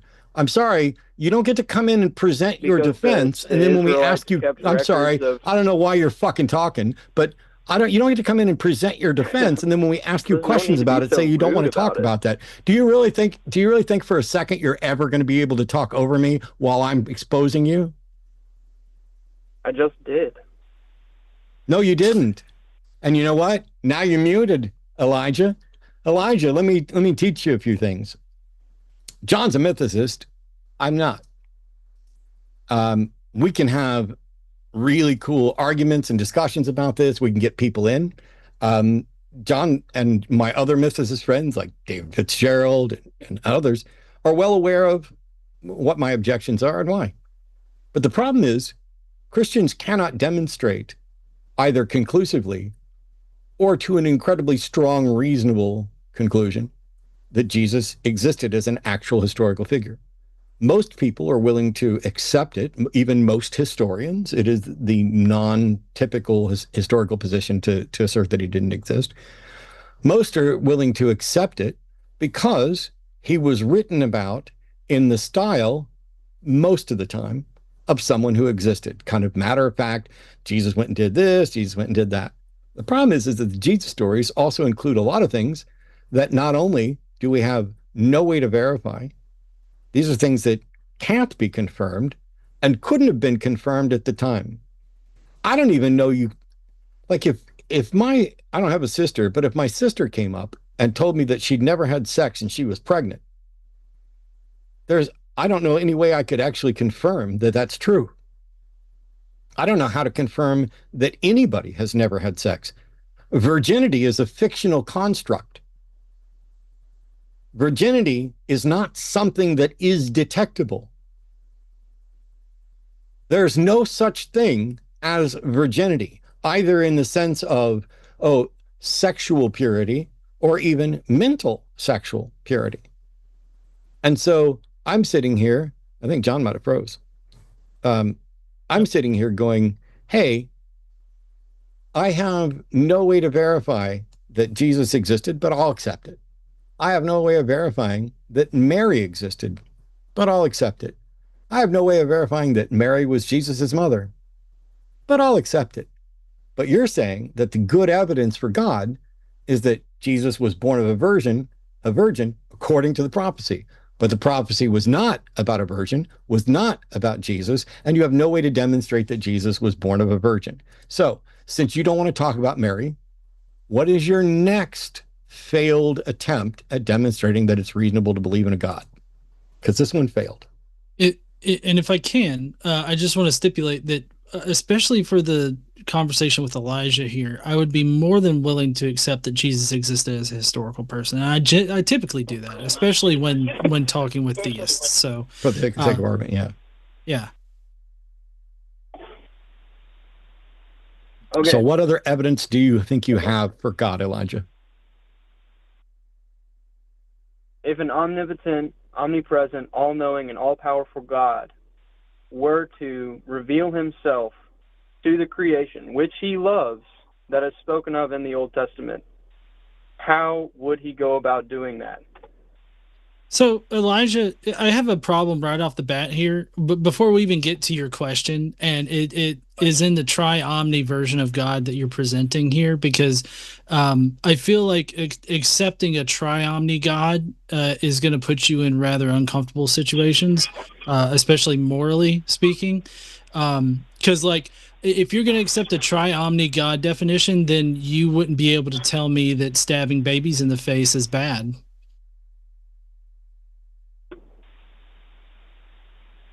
I don't know where you got that. Okay, let me ask you: from? is stabbing babies in the face bad? Okay, I'm the theist here. Right, What you tells are, you that and I'm asking you. Hold on, stabbing babies in the face is good or bad? I'm trying. You started off your entire. You started off your evidence there by talking about a tri-omni God. I'm going to answer your question when you're done. By the way. Okay. Oh, mine or his? His. Okay. So you started off with the tri-omni God, and I guess I was just trying to demonstrate that the whole tri-omni God thing is a bit illogical, because you've got verses like 1 Samuel 15:3, Numbers 31:17-18, where God directly commands the slaughter of children, and specifically in 1 Samuel 15:3, you have him specifically calling out babies and infants and children in general, as well as women. So, I actually know the scripture that you're referencing. Yeah, so, and so God says stab babies in the face. So your stabbing babies in the face is bad comes with a caveat, in that as long as God doesn't tell you to do it. If God tells you to do it, then stabbing babies is good. So right? You're talking about the conquest of Israel in terms of an omnipotent, all-knowing, all-powerful, and completely good, justified God, correct? No. We're talking about So, like, the you're command. saying that I'm sorry. I'm sorry. We're saying that in the Bible, God commands the utter destruction of the Amalekites, including all of the women, children, livestock, etc. Yes. Okay. How is that a good thing again? Okay. You gotta sit down for this one. I don't know if you guys are sitting down. I don't need a fucking preamble. I don't need a preamble. I'm going to answer your question about how God would reveal himself to you, but you've now allowed John to get into this area here. And so is it a good thing for God to command the Israelites to slaughter the children of the Amalekites? Yes or no? Yes. And I'll tell you why. I don't need you to tell me why. I don't need you to tell me why. I don't care why. You're wrong and disgusting. Are you ready for the answer to your question? Why am I disgusting? Because you just said that it was morally correct to command people to slaughter children. Can I explain? No. I'm not interested in that explanation right now. I want to get to your question. Why are you not interested in the explanation? We're talking about... Because I don't like to give airtime to pieces of shit who think it's a good thing to kill babies. Now, would you like the answer to your question? 60 million babies have died from abortion. I knew you were going to say that because you're too stupid to have this fucking conversation. Here we go. You want to know how would this all-loving God show up and reveal himself? So my answer is, in the form of a question, why wouldn't God be able to show up right now to me and reveal himself to me directly, and to do that to every single person? Am I on? Yes. Answer my question. Oh, okay. Why doesn't he? Yes. That was why doesn't God appear? He does. No, no, he doesn't. He did. God has not revealed himself. God is not here revealing himself to me at all. Well, when I got saved, God was revealed to me. No, he wasn't. Yeah, he was. It's his son, no, Jesus he wasn't. Christ, who died on the cross for our sins. Prove that God revealed himself to you. But that's not what I asked. I didn't ask why wouldn't God reveal himself to you. You said, how would a loving God reveal himself to the people he loves? And my answer is, why wouldn't he show up right here, right now, reveal himself to me and the entire audience? He can show up through you. I didn't ask what he can do. I said, why is he not doing it? He already is through his people. No, he's not. Through the church. Oh, no, Elijah, that's not how revelation occurs. I want God to show his fucking fat ass right here in front of me and explain why he commanded the Israelites to slaughter babies and why you are so morally bankrupt that you are willing to make excuses for it. Can God show up right here and demonstrate it to everybody right now, yes or no? Yes, he could if he wanted to. Then he fucking doesn't, which means you're a liar. Because you said he is doing it right now. He's doing it through the church. He's doing it through dumb shits like Elijah who think it's okay, think that it's a morally excusable action for anyone, let alone a God, to command you to slaughter all the children. You have sacrificed your morality on the altar of a fictional idea. You are dumb as a fucking fence post and have bought into what the church says. You believe that Jesus was born of a virgin when you can't show he was born. You can't show that she was a virgin. You can't show that there was a prophecy of a virgin birth. You have bought into the whole story because the Bible tells me so. You are grossly irrational. and you have sacrificed any hope of being a decent human being or advocating for anything moral with the second you acknowledged that it's morally correct to slaughter children. And the fact that you did the predictable thing, which John knew you would do, I knew you would do, all of us knew you would do, and turn around and make this about abortion is absolutely embarrassing because A, neither of us mentioned it. You don't necessarily know what our position is, although I'm absolutely in favor and pro-choice. But also in the Bible, God doesn't count babies until they've been out of the womb for a month. The penalty for destroying a fetus is different than it is for destroying an actual human. And that's why the Jewish law on miscarriages and pregnancies is different. But if your God exists, not only did he instruct the Amalekites to kill everybody, or to kill the Israelites to kill all the Amalekites, including all the kids, but he also instructed the capturing of all young virgins in some of those things and making them, it doesn't actually say sex slaves, because if it said sex slaves, people would probably turn against the Bible there, but at least turning them over to the church, setting aside their desire. He had Jephthah offered to kill the first thing that came out of his house. God, under your model, your omni model, God absolutely knew that Jephthah's daughter was going to be the thing to come out and greet him when he got home. And God made the deal and allowed Jephthah to win the war, knowing that Jephthah would slaughter his fucking daughter. You're an embarrassment to humanity. You're an embarrassment to reason. You are an embarrassment to morality. You are not deserving of any more of my time. Goodbye, Elijah. All right. They always go that route, don't they? It's predictable. So here we go. Curtis Brunzerheim is calling from Colombia, who wants to share his experience of what I think was God. Hey, Curtis, how you doing? Tell us what happened. Hey, very good. And I just hopefully want to clarify the last caller there. Oh man, no, it please don't. Depresses me to hear. Please don't. That justification. Please don't. No, it depresses me to hear someone justifying such an evil thing. What fucking part of please don't was too difficult for you? Okay, I'm trying to find common ground there. That I don't need you to shut up. I muted you. I don't need you to find common ground. I don't need to relive the last fucking call. I don't need you to try to show that you're a better person than the last person. Show that you're a better person by having an actual conversation rather than commenting on the last piece of shit who was here. Because every time somebody does what you just tried to do, it ends up very bad. So let's hit a reset button. I didn't have you call in to comment on other fucking callers. So don't. Let's start over. Hey, we got Curtis calling in from Colombia. Brunzerheim wants to share his experience of what he thinks was God. So, hey, Curtis, what was the experience and why would you believe it's God?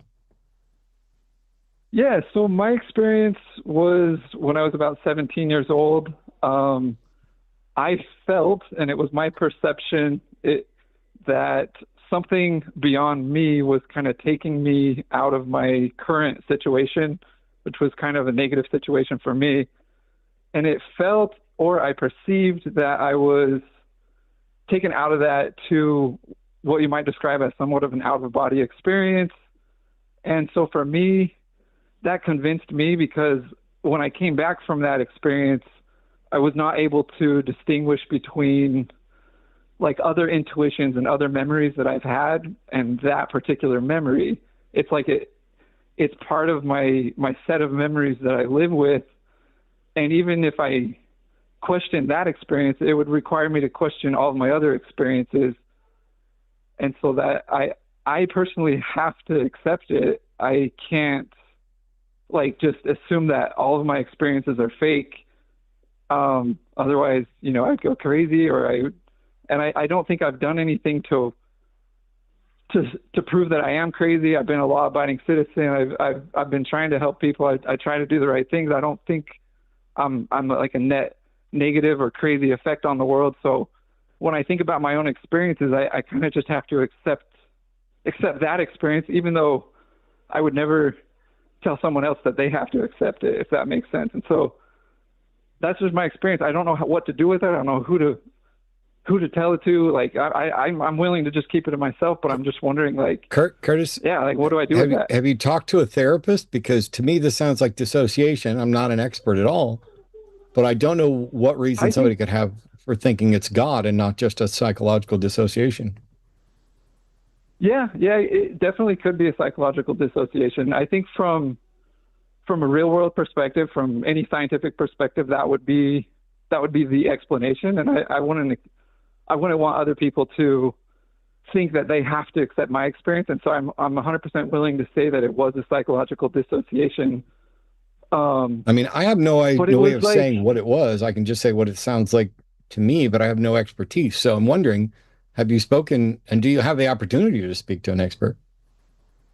Yeah, I talked to like a really good psychologist. So this happened when I was 17, and then I talked to a psychologist when I was about 25, 26, when I was really struggling with the implications of that experience and the opposite of what I'm seeing in the world, which is it feels like I'm seeing the opposite of that God. Like I prayed that God would end wars. I remember I used to pray like as hard as I possibly could, 100% that God would end wars.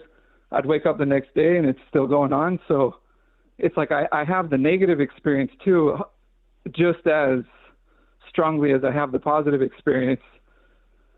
And so I talked to a psychiatrist, psychologist, and in the end, he seemed like he knew what he was doing. He was really good.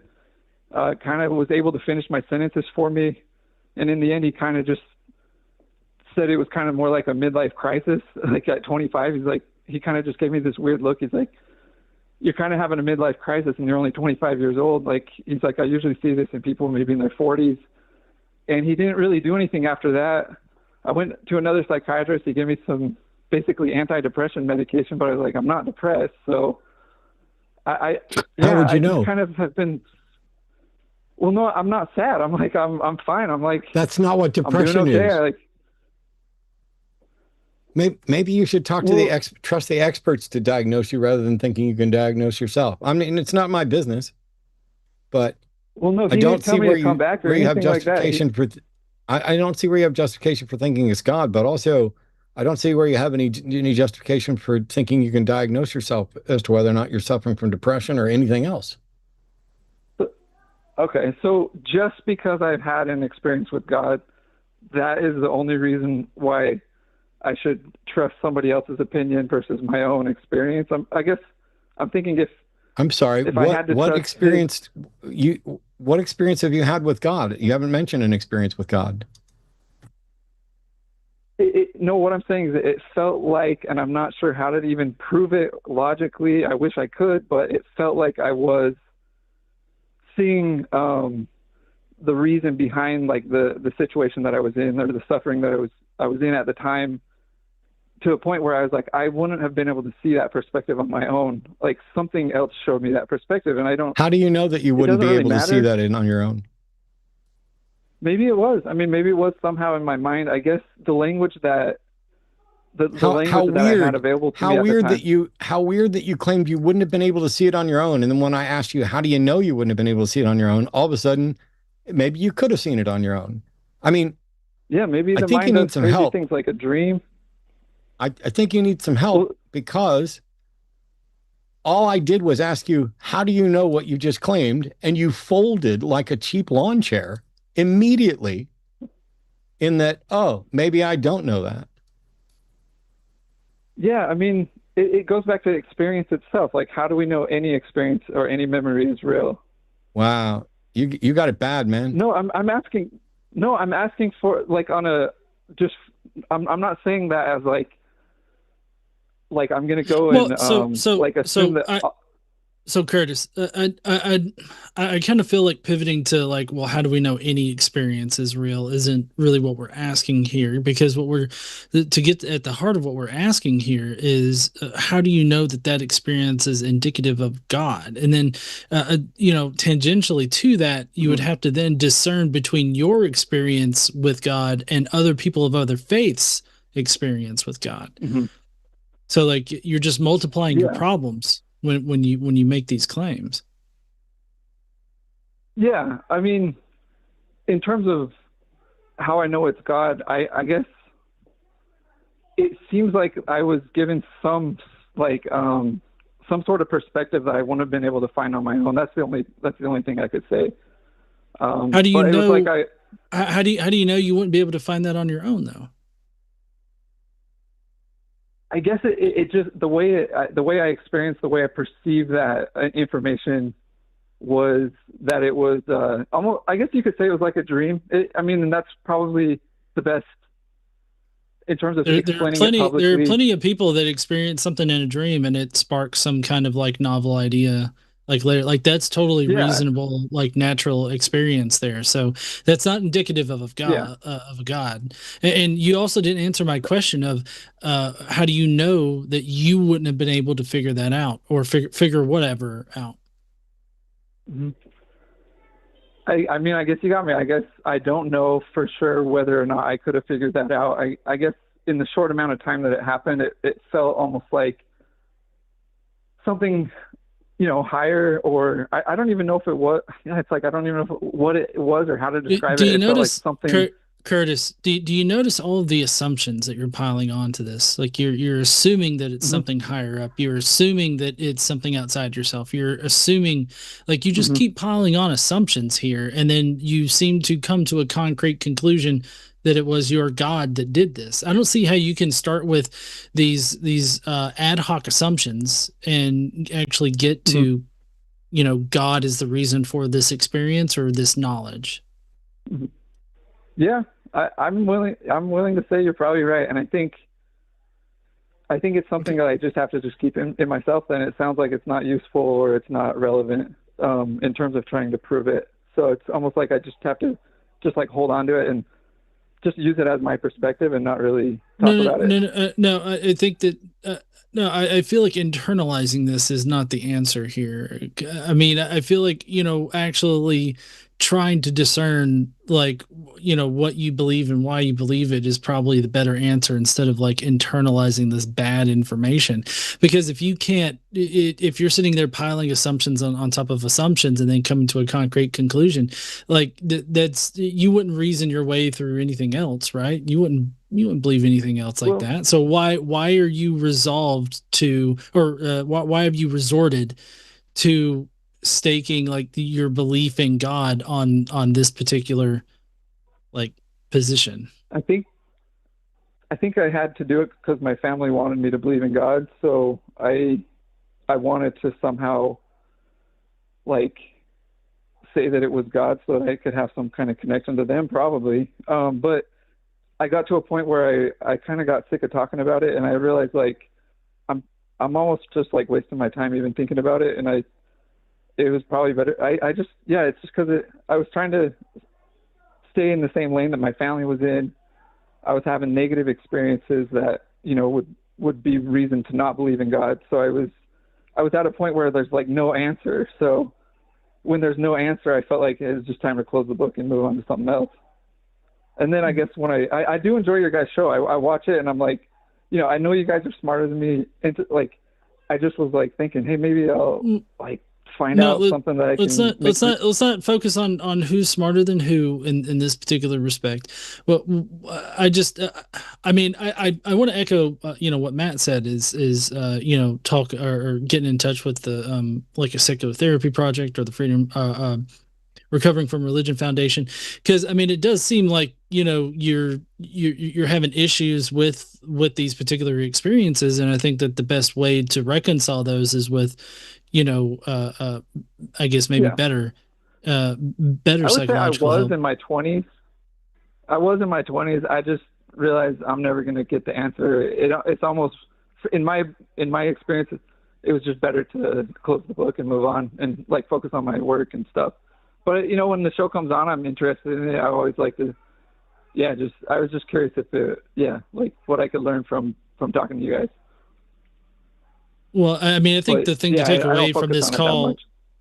Well, I think the thing to take away from this call is really reanalyzing why you think these experiences prove God, since you've admitted on all accounts here that none of it actually proves a God. You're just, for some reason, still believing in that God. You're still compelled for whatever reason to believe in God, but it's obviously not because these experiences prove it, right? So, I mean, yeah, I think that, or something higher than me, whether it's a good God or a bad God. Why does there have to be?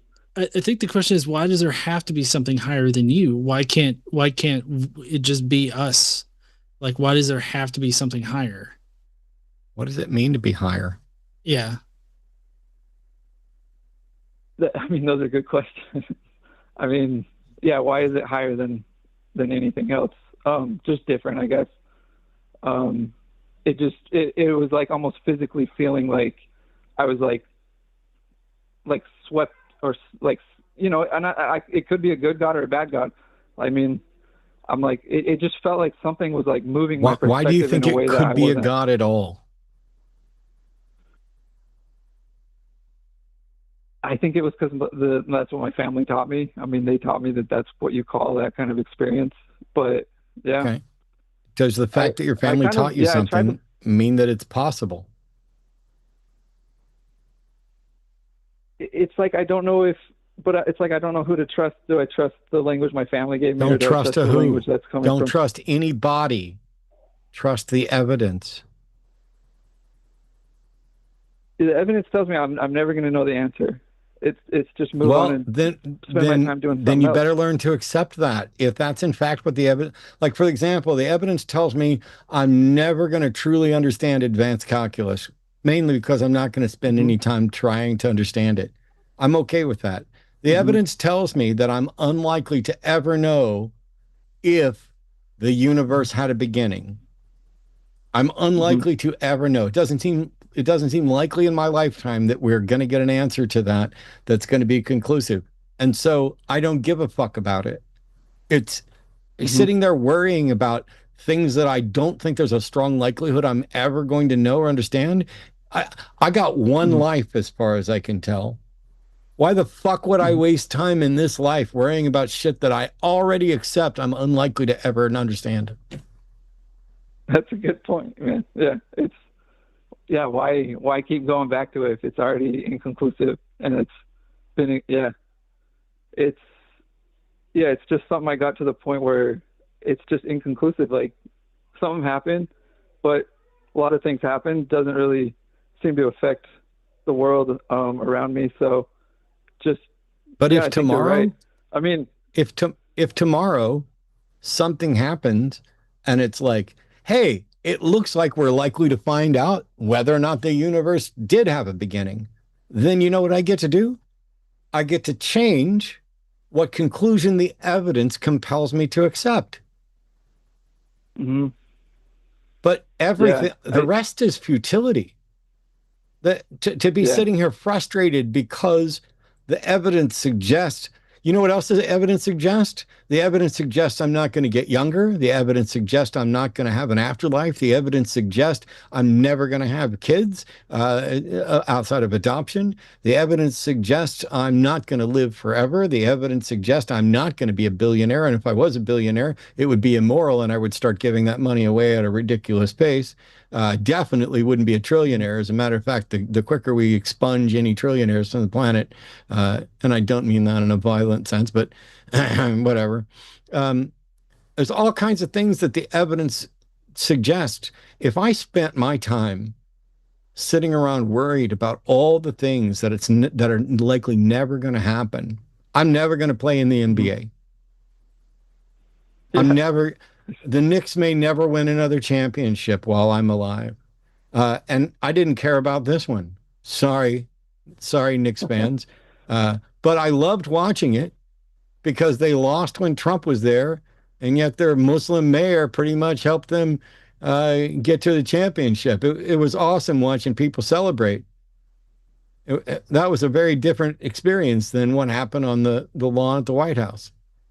We cannot spend our waste the precious seconds that we have worrying about what's not going to happen to us or what we might not get, or, you know, ooh, I'm never going to get those winning lottery numbers. And every second you spend sitting around worrying about that is a second you didn't spend doing the sort of things that might have made your life better. Yeah. Yeah.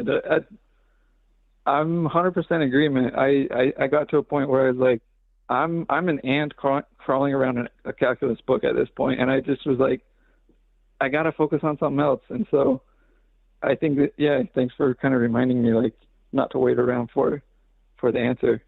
If it's been, the evidence has suggested there's not going to be one. So, yeah. No, I agree. Cool. Well, I hope it was appreciate helpful. the reminder. I mean, yeah, I mean, I love you guys' show. I like, it's like watching a boxing match, and you guys are. I wish it. I wish it didn't look like that. Believe it or not, despite what people say, and perhaps in part because of what people say, those are the aspects of the show that I fucking hate. Like, hate. That makes sense. And yeah, I mean, honestly, yeah, it would be tiring. I mean, it tires me out, and because that's not my realm. And so I just had to kind of give up and like move on to something else. So. Yep. But it's like going back and watching something that, because I know how hard it is. I know it takes a lot of talent, a lot of like effort to think logically, like in logical steps. But it's just like I was just like, man, I can't logically make sense of this. And so, yeah, I don't know. I'm rambling now, but yeah, thanks for your guys' time. Sure, John. I don't know if you had anything to add to that. That's good. I just hope you'll take some time to, consider what you believe, why you believe it. Yeah, I guess I just believe that there's no answer. It's just like, the answer to the test is like unknown, or like whatever. Just move on to something else. That's kind of my mindset. So yeah. Yep. If we don't know now, that doesn't mean we won't ever know. And if we won't ever know, it doesn't mean it wasn't worth pursuing. But we also have limited resources, limited time, because time is one of the resources. And trying to figure out how best to spend it is difficult. I don't want to pretend that it's easy. But when I see someone like you who's, I mean, really struggling with, I'm not sure how to figure out how to best spend my time. I think the struggle is that do I try to make my family more okay with my willingness to ignore what they think is important. Because of the negative experiences I've had, I would just rather just ignore it, like, and not have to believe in God. But then it's like I'm searching for a way to make that original experience somehow important, where it's probably just not. It's just, if it's important, it should be easier to understand, I guess. Yeah. Well, Curtis, before you go, I just want to say that it doesn't have to be transcendentally important. Like, it can be an important experience to you without it being important to some wizard, right? You just allow it to be important to you. It's perfectly fine that it's important to you. That experience, I've had many of experiences that are important to me, that I've learned from, that I've grown from, and everything. So allow it to be important to you. But I think the preconceived notion here that you need to move past is that it needs to be important to a deity. To what? Like, it sounds like you're saying that it has to be important to some kind of deity that exists, and it just doesn't. I'm just saying that it can be important to you without it needing to be important to something higher than yourself. That makes sense. Yeah. It's almost like having like some kind of dream where you wake up and even though I wasn't dreaming, and I know I was, there was no like REM sleep or going on, or like right before you fall asleep, right after you wake up. It was like right in the middle of my conscious like experience. It just like kind of, yeah, like maybe dissociated a little bit. But then it was like when I came back from it, it was like almost like a helpful dissociation. It was like, oh, okay, I don't have That's to. what our brains do. Mm-hmm. Our brains have incredible defense mechanisms. Anyway, but Shannon Q would be much better equipped to talk about these things, and so would someone with the psychotherapy project, but I'm not. And Curtis, I gotta appreciate you calling in, and I'm glad we got around to the call after the fact, and I wish you well, and hope you find ways to come to grips with the things you're letting distract you from enjoying life. I think I think that's the word, distraction, man. I think you're right, because I have other things I want to get done. I want to accomplish, and I just have I just think about it too much. I go for like years at a time, and like I think you're right. It happens. You might wonder.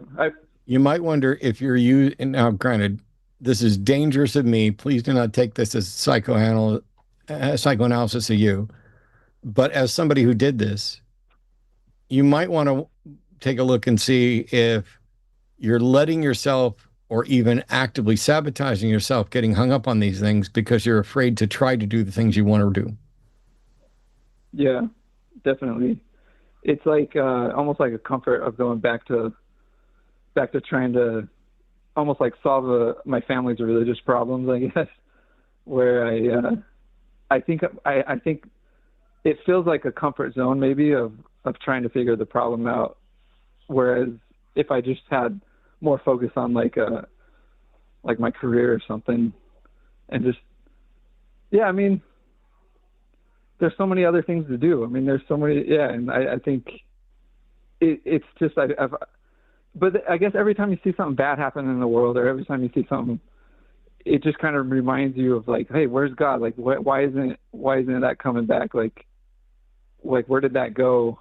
Like how can that help in this situation? Like whatever that was, and it just doesn't help. It just doesn't come back. And so it's just, it's just crazy. Like, but anyway, sorry guys. I mean, thanks for chatting, and it's just, there's no answer sometimes. It's crazy. Well, thanks, Curtis. We wish you all the best. Keep your head up. All right. Have a good one, guys. Take care. Hey, we got a bunch of theist callers to get to, and then when we're done, we're going to read all the super chats. And tonight we're reading all the super chats over $5, which means we might be here for a little while, that's dangerous considering I have a wife that's recovering, a dog that's sick, I'm tired, and everything else. But just as a reminder, we're going to have there will be announcement placards and signs that go up, but the line doesn't just host the hang up. So if you despise me and think that I need a vacation or whatever your petty little thing is that shows that I don't live in your world and you don't understand mine, there are other shows here, including tomorrow. The Transatlantic Call-In Show is on at 2 p.m. Central. On the weekends, not only are there various Calling It Now, but there's the Sunday Show and the Sunday Show After Dark. On Mondays, it's Skeptalk. On Tuesdays is Chewed Gum. And then Wednesday, I'll be back with another episode of the Hang Up. And next Wednesday, I will be here with Mandisa Thomas. You guys just missed a conference, the Revival Reason, that was last weekend, a Black Non-Believers Conference in Atlanta, Georgia. But there are other things coming up that you probably don't want to miss. On July 11th, Seth Andrews and No Illusions are going to be in Cincinnati, Ohio. On July 12th, there's the Ark Encounter Protest 10th anniversary. July 31st through August 2nd is NanoCon at Montgomery Bell State Park in Tennessee. I'll be there doing a magic show and probably some workshops and other stuff and hanging out and having fun with people. On August 21st through 23rd is BajaCon in Sarnia, Ontario. There's AHA Con 26, which is September 19th online. October 23rd to 25th There's nothing at all going on. Nothing for you to pay. Oh, wait, shit. What? That's the Rocket City Reason Conference put on by John and Casey in Huntsville, Alabama. You can go to rocketcityreason.com for more information about that. And I know that in late August, August 29th, Seth Andrews put out a video today. I'm not going to play it here, but 12 years ago, Seth and Arden and I got together as the Unholy Trinity and did a tour of the United States and Australia.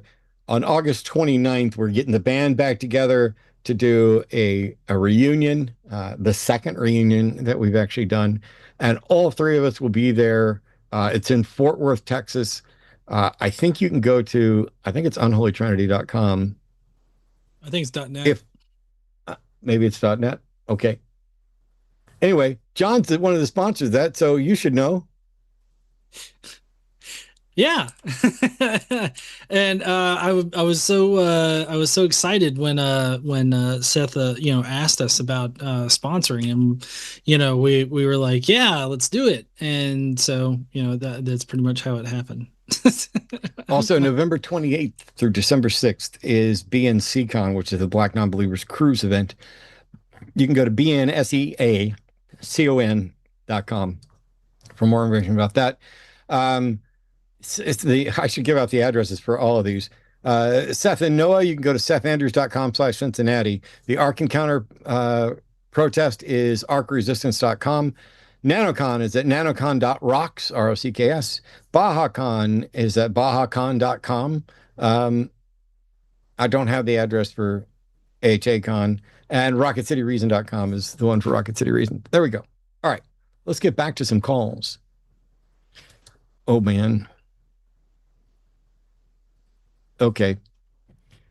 Jeremiah is a theist from Tennessee. Pruns are him. I'm confused about your topic, Jeremiah, because it says you want to talk about the simulation argument in regards to the notion, is your God real?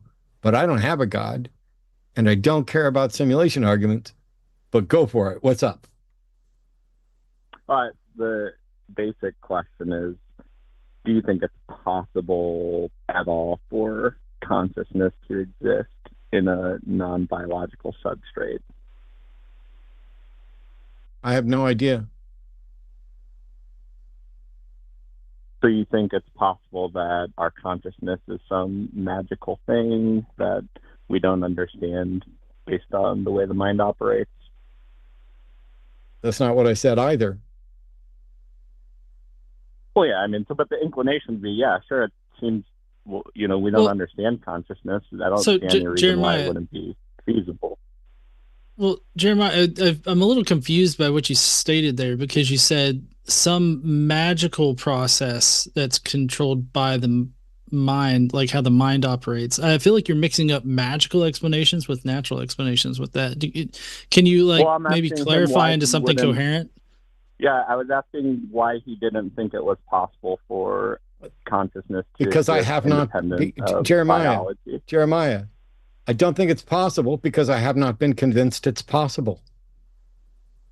Is there anything that could convince you it's possible? Could it be? I have no idea. What is consciousness? I have no idea what would convince me that it's possible. So what is consciousness, I guess, is the question then. Why are you asking me these questions? I have no idea why you're asking me. God, that is, if we're talking that about is what? God, Jeremiah, do you believe that an agent God exists? Yes or no? Yes. Is there anything about my current position on consciousness that is in any way relevant to your argument for the existence of God? 100%. Like, I mean, no, there's not. No, there's not. No, there's not. No, there's not, Jeremiah. I can prove it to you if you'll shut up a second. If you came to your belief in God because Matt thinks X about consciousness, you're an irrational buffoon. There's nothing about what I think about consciousness that is relevant to your justification for God. If so, you don't understand reason or justification. I am not relevant to whether or not you have. I am not relevant to whether or not you have a reasonable argument for God. So here's the thing is, if you think that consciousness cannot exist No, sir. outside of No, sir. biology, No, sir. No, sir. There is nothing about what I think or do not think about consciousness that could possibly be bearing on your argument for the existence of God. Well, if it's not possible for there to be a mind. No, sir. I'm sorry you're stupid, but I'm going to fix this for you. Reasonable arguments for any proposition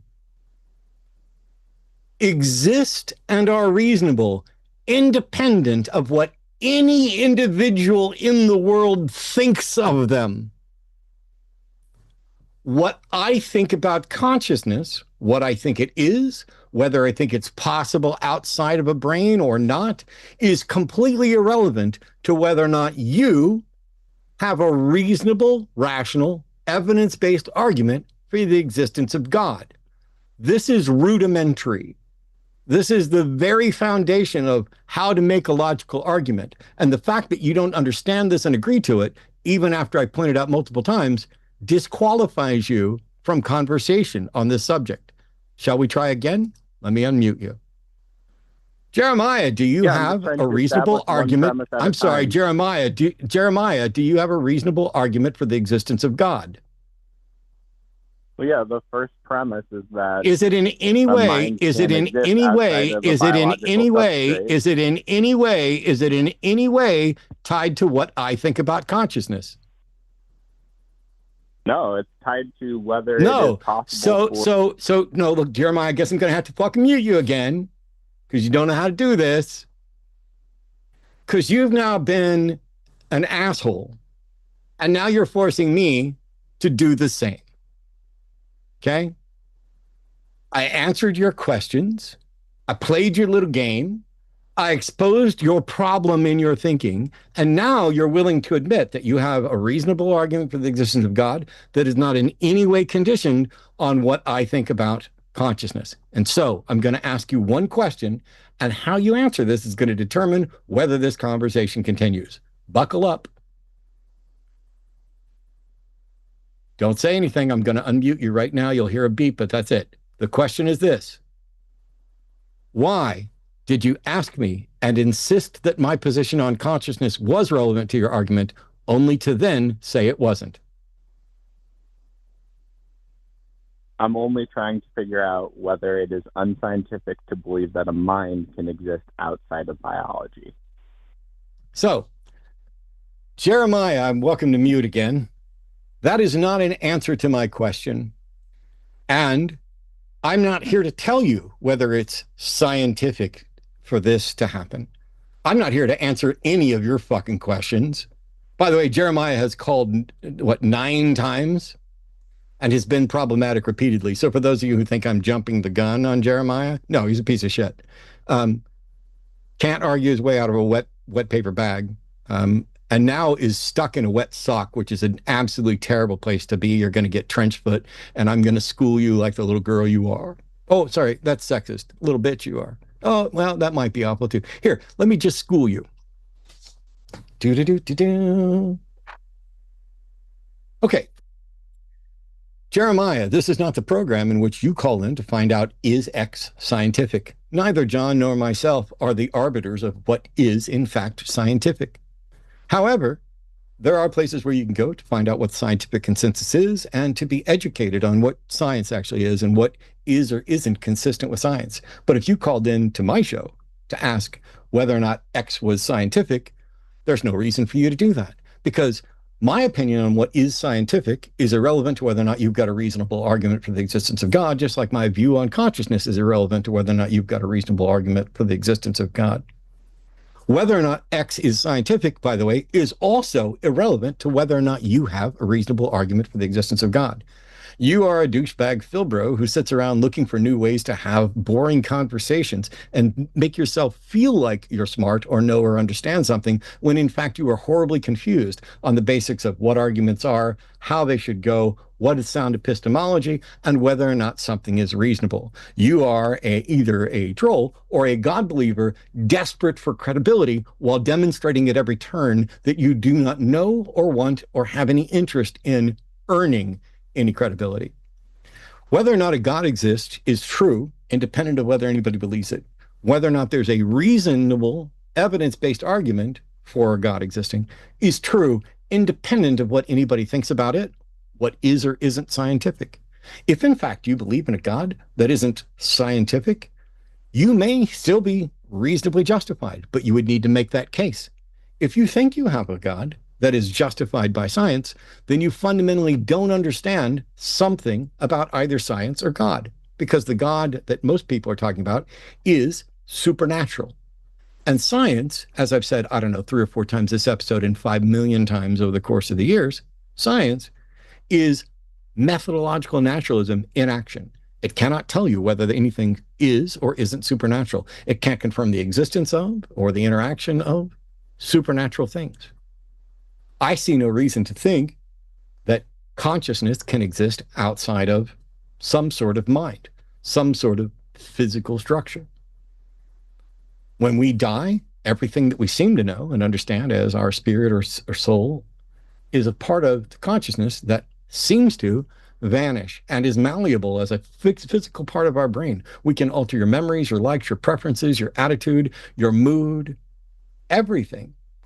And there's no reason to think that any of it persists beyond a mind. But what happens with consciousness, what consciousness is irrelevant to whether or not you have a reasoned, evidence-based argument for God. John, do you want to give Jeremiah another try, or was that enough? You know, we got enough in the queue there. I mean, I'm Cool. fine Bye, going on Jeremiah. if you want. Boom. Let's try again. Hello, I'm really never interested in the simulation shit. Yeah.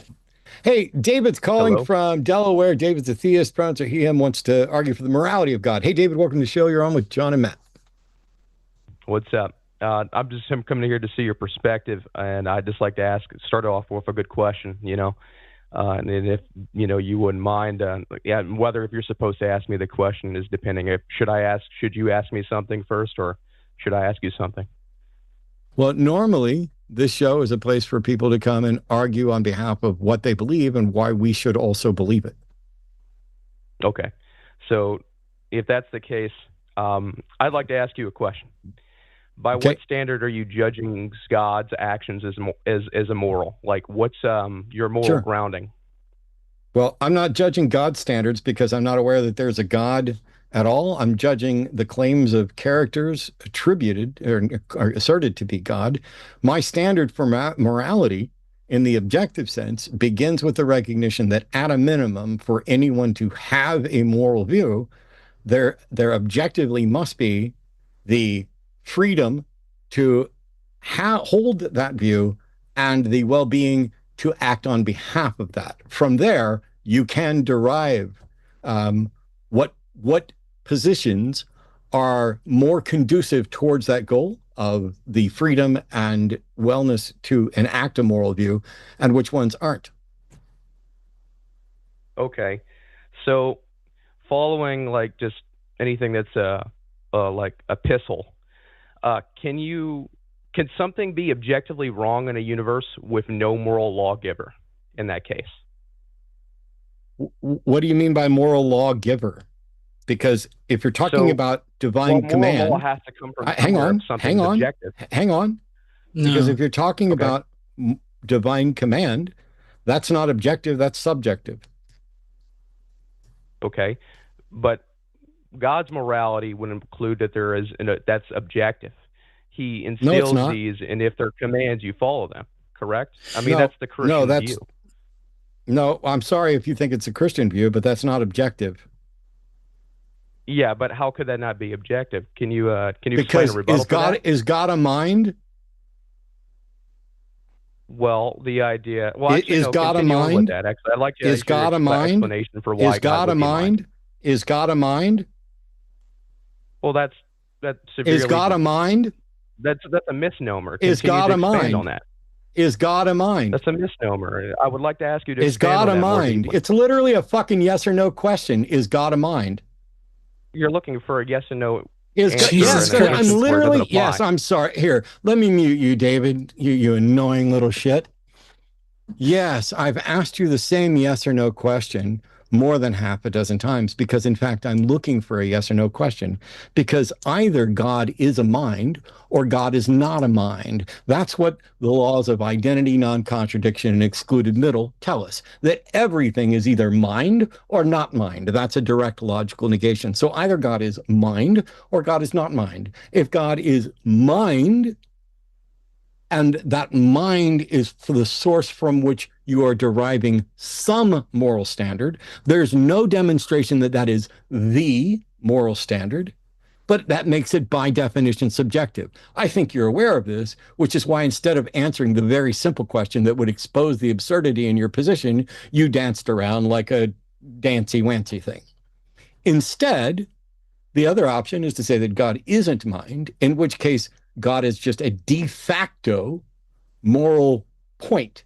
But that doesn't mean that God's morality is the correct one, or that any morality you can point to and say that's God is the correct one. Meanwhile, we're still an order of magnitude or more away from you demonstrating that you know the mind of God, that you know anything at all about what God says, what God wants, what God thinks on morality. If the Bible, for example, is a representation of God's view on morality, God is an immoral monster that doesn't care about either the liberty or well-being of humans in this reality.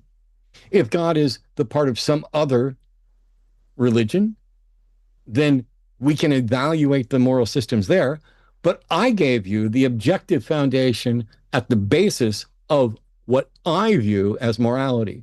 Your only objection to that seems to be that it is ultimately subjective, which is weird because what I actually described is objective, or that it's not the right one.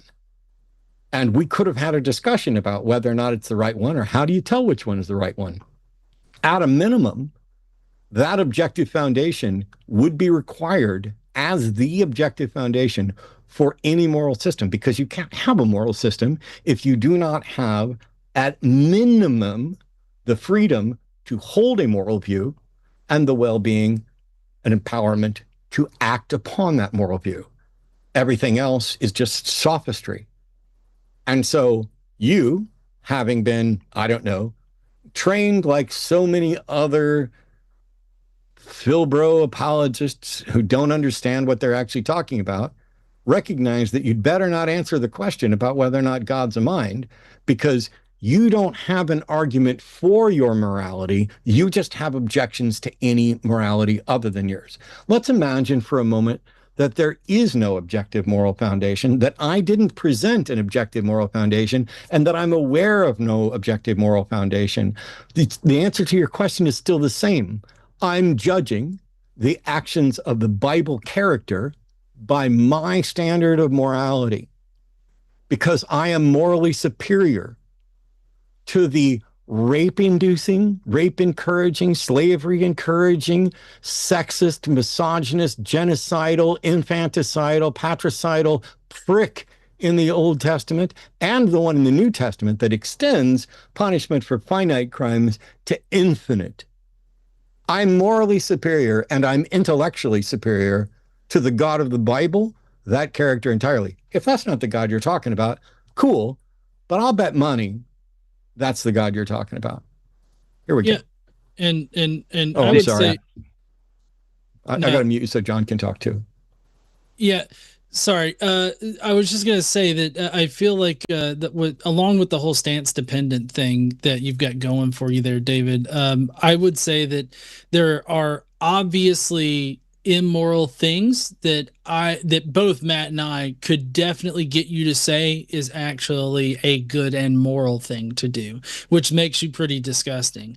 I'm just saying that as a hypothesis before we go forward with the whole moral argument thing, because if you're going to come at it with divine command theory in any way that you want to instantiate that, you're ultimately going to have to agree that the immoral things of the Old Testament are actually moral things just because God said to do them, and that is what makes you not like objective in any kind of sense, or at least maybe not that, maybe not objective, but not a good framework for making moral decisions. So here's what needs to happen, David. I provided you the two cornerstones for objective moral foundation that I begin with. And my position is that they are objectively necessary in order for there to be any moral foundation. You need to demonstrate that they are not objective and not required for the foundation of a moral position. Otherwise, it's over. Try again. I just wanted to say one thing here is here's my my 2 cents on that. Then God is a mind. If objective moral laws. Okay, I'm gonna pause you because sorry, we've long since moved past your dishonest fuckery in avoiding answering the question about whether or not God is a mind. So you don't get to start off with God is a mind. You should have answered that question the 5 or 6 times I asked you when you tried to fucking avoid it. Now, let me be clear, as I was right before I unmuted you. I've given you the 2 objective criteria that I hold as a foundation, a necessary foundation for any moral system. In order to counter that, you must show that either these 2 are not, in fact, objective or not necessary as foundations to morality. Are you able to do that? Well, the fact is, I mean, I asked you to expand on the answer multiple times. I'm sorry, that was a yes or no question. I'm sorry, that was a yes or no question. Well, the yes or no question is in the instance where you're not looking to. Okay. I asked you a yes or no question. I asked about 5 or 6 times, and you refused to answer it until I schooled you like the little baby you are. And then you come in wanting to pretend like you were willing to give the answer all the time. Well, of course, God is a mind, blah, blah, blah, blah, blah. So here's the way this works. I presented my case. You need to present a rebuttal to my case. And the way to rebut that is to show that the 2-part foundation that I provided as an objective moral foundation is either not objective or not a necessary moral foundation. The question that I asked you was a yes or no question. And that question is, are you able to do that? I'm going to unmute you, and you're either going to say, yes, I can do that, or no, I can't, or you'll say something else. And in one of those scenarios, this call will end. I feel like you're being kind of reductive, but I can. I'm a man of my word. That was not yes or no. That was something else, and the call ended.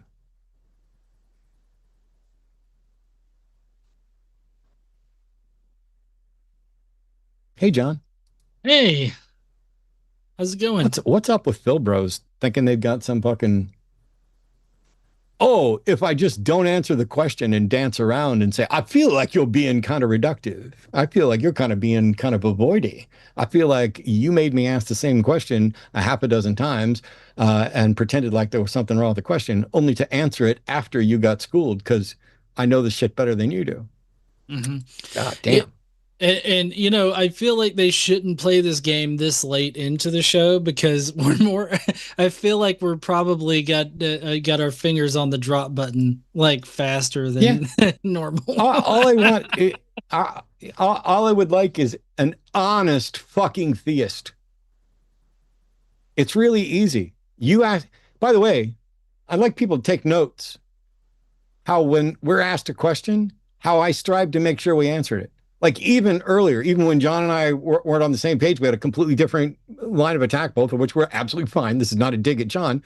The guy asked a question. I was preparing an answer for it. John went another direction. I made sure we came back to it. When people ask us a question, especially early in a call, unless it's clear that they're trying to get an opinion from us that they think might be relevant to how they're going to frame their God argument. I answer it. And sometimes I answer it even then. Because the reality is, there's nothing about my current opinion that in any way impacts your argument for God. And if it does, then we're not engaged in you presenting an honest case for our God. You're trying to tailor your propaganda to who's here and what they know and what they think. That's not the way this works. And as long as I'm sitting here, it'll never fucking work. All right. Billy's an atheist from Texas. Pronouns are him, who has a question for us. Thanks for your patience and waiting. Go for it. Hi there, Matt. Good to talk with you. John, you as well. This is not so much a debate. It's more of a question on whether or not there is any utility to religion. And this more comes from a personal experience that I'm going through. Unfortunately, my grandmother has gone into hospice. My family is very religious. A lot of the conversation is around, when she passes away, she's going to go back and visit all of our family members in heaven and all that stuff.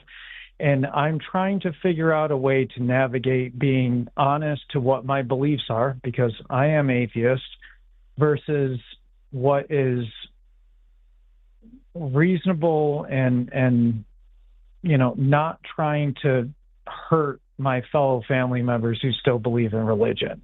So I'm trying to navigate that fine line, and I'm not sure, at what point do I draw the line in terms of going along with this idea of, she's going to go ahead and visit our family in heaven, versus I just don't frankly believe that.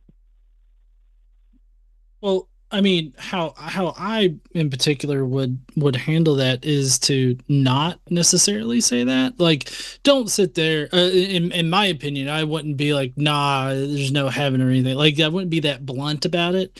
But what I would probably do is I would probably try to emphasize to people, like, some things that we can know in reality, like the reality of the fact that you hold on to the memory of your loved ones, and you can keep their memory alive, and the impact that they had on your life, or the impact that they had on other people's lives. Like, I don't know. I guess it would be in my nature to ground people in like something that's real but still sentimental, as opposed to feeding into the religious notion of there being a heaven, or like, you'll see them in the afterlife or something like that.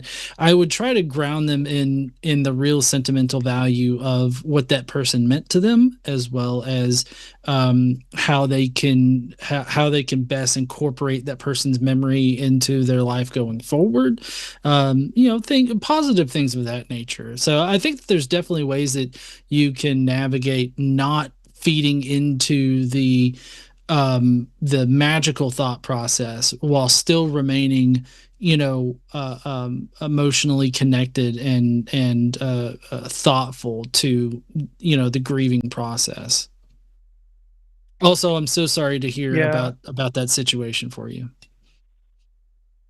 No, and I appreciate that. I think that part of it is just we've had a difficult few years of stuff. My aunt, who was my grandmother, who is currently in hospice, she passed away on Christmas Day, not this last Christmas, but the Christmas before. And then her husband, my uncle, passed away in October, so not even a year afterwards. My health is not particularly great either. So it's just like one thing after another. And it feels like the more things that come down the line, the more people try to grasp onto a religious belief. And again, while I don't necessarily believe it, I want to be honest to what I believe, while also not necessarily crushing the people who are going to be left behind. Right. I mean, I would say that you can definitely do that. You can be positive and be cognizant of their grieving process while also not playing into that. You ground your sentiments, you ground your assisting them in their grieving process and in real things that they can manage, like the memories that they hold of that person and all that. So I mean, I wouldn't necessarily classify, which I'm not saying that you're doing this, but I wouldn't necessarily classify it as not as compromising your own beliefs to not just directly, say, oh, there's no heaven. I think that there are definitely ways that you can navigate around that, that where you're not compromising, yourself and what you believe and everything, while still assisting them or assisting others or not, I guess at least not being a detriment to other people's grieving process, I guess is a good way to put it. Yep. That makes sense. That's kind of been the fine line that I've been trying to walk throughout this entire process, because it's difficult. I don't want to hurt any of my family members in any way, shape, or form, but there are also so many conversations that crop up when I'm talking with them about all of this that then devolves back to the religious beliefs and whatnot that I can't feel myself going in and agreeing with, because I just don't believe it. But at the same time, I don't want to be like, yeah, no, that's a bunch of bull crap. Sorry. Right. Deal with it. I mean, I don't think that you have to necessarily agree with it or audibly disagree with it. I think that you can, just to, I guess maybe just do a little scenario here is like, if somebody's like, oh, she's gone to be with Jesus, it's like, you don't have to be like, yeah, she is, or anything like that. You can just be like, I'm grateful for, one thing or another that she did for me, or, I remember this about her and all this. Like, you can ground it in something real, or you don't even have to answer that person. You can just, you can change topics about it. You don't have to, if they start demanding that you, say, oh, she's in heaven, say it now. Like, I mean, I would just lay down a line, be like, look, I understand that this is your grieving process and that, there's nothing that I can say that's going to make you believe something different right now. But, this is a hard line for me. Don't cross this line. We're both here grieving her passing, and I'm not forcing you to believe the things that I do. I'm not forcing you to believe the things that you do, or you're not. Anyway, you get what I'm trying to say.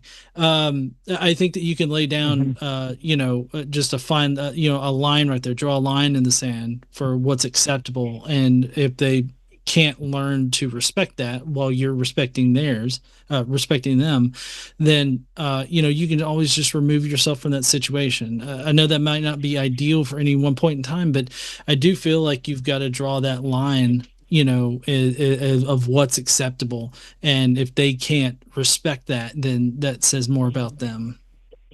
When I go to funerals, either pretty much everybody there who I would interact with knows me and what I think, in which case I don't feel the need to comment.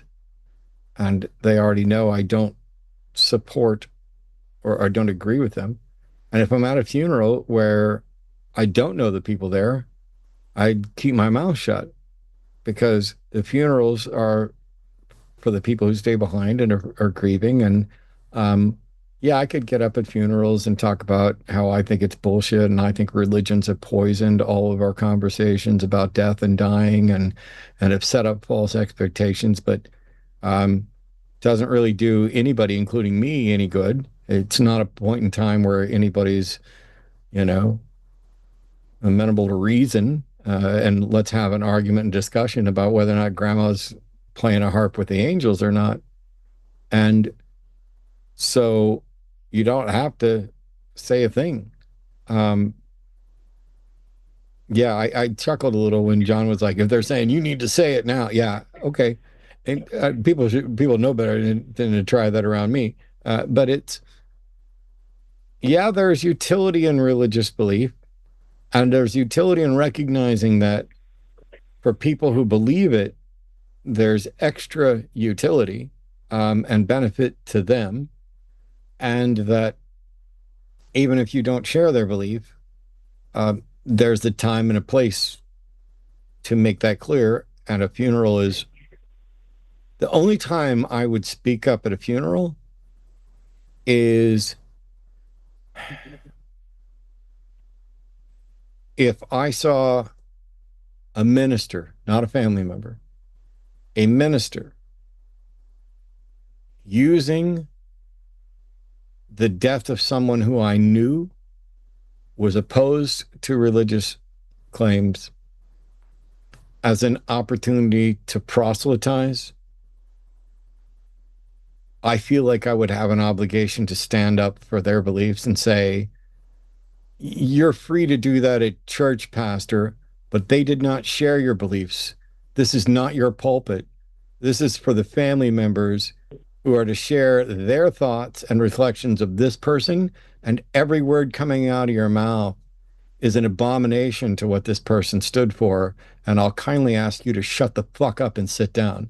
That I would do at a funeral, and only under those circumstances. If another family member or another loved one got up and wanted to say what their thoughts were about heaven and religion, even at the funeral of someone who I knew would object, I would allow them to do that because they're an actual grieving party. Fuck the pastors. They're opportunistic little grubs. So I think that's probably part of where I'm a little conflicted, because my grandmother has asked me to deliver her eulogy, which I'm more than happy to do. And she has always been very much a diehard Catholic. She was born in Ireland, came over to America, has been Catholic her entire life. But at the same time, she also was the very first family member when I deconstructed from Catholicism and said, hey, you know what? I'm not Christian anymore. She was the first person to say, you got to live your life.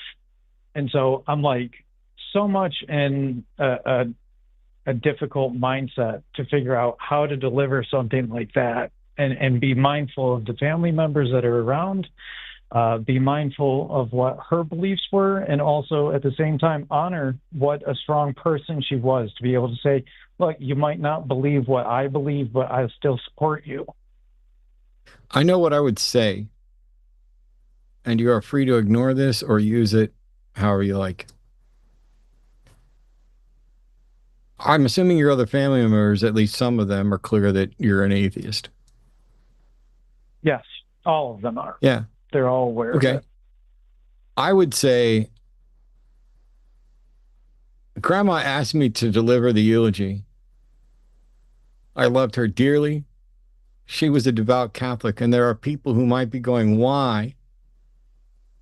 Why would grandmother ask the godless heathen in our family to speak on behalf of her? And it's because she understood that the things that unite us are greater than the things that divide us. And the fact that we disagree on things is our actual freedom. From her perspective, I was living my life that God had granted me, and she was living her life that God had granted her. And while she's thinking that, she evidently wanted other people to recognize that this sort of sharing of space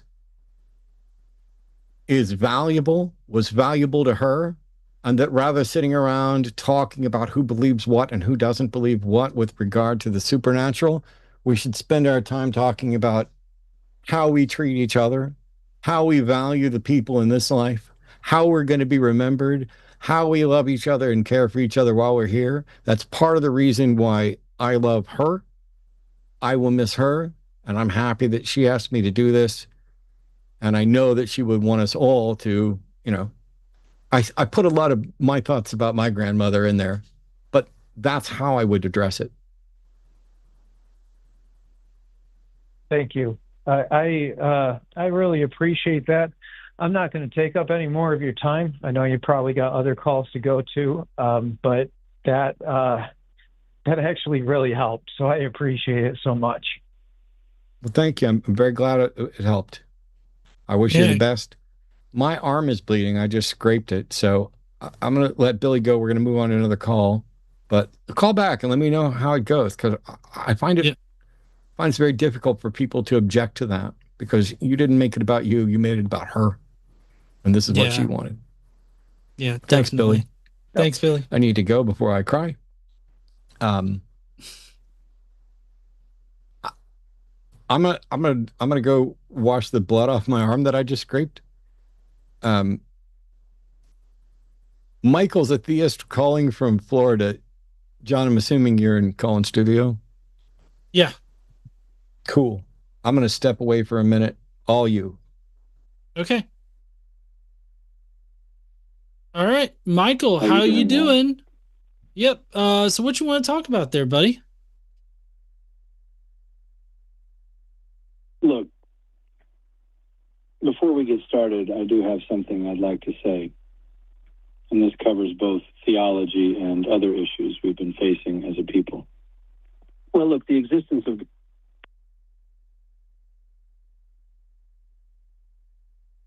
Sorry, Michael, are you there?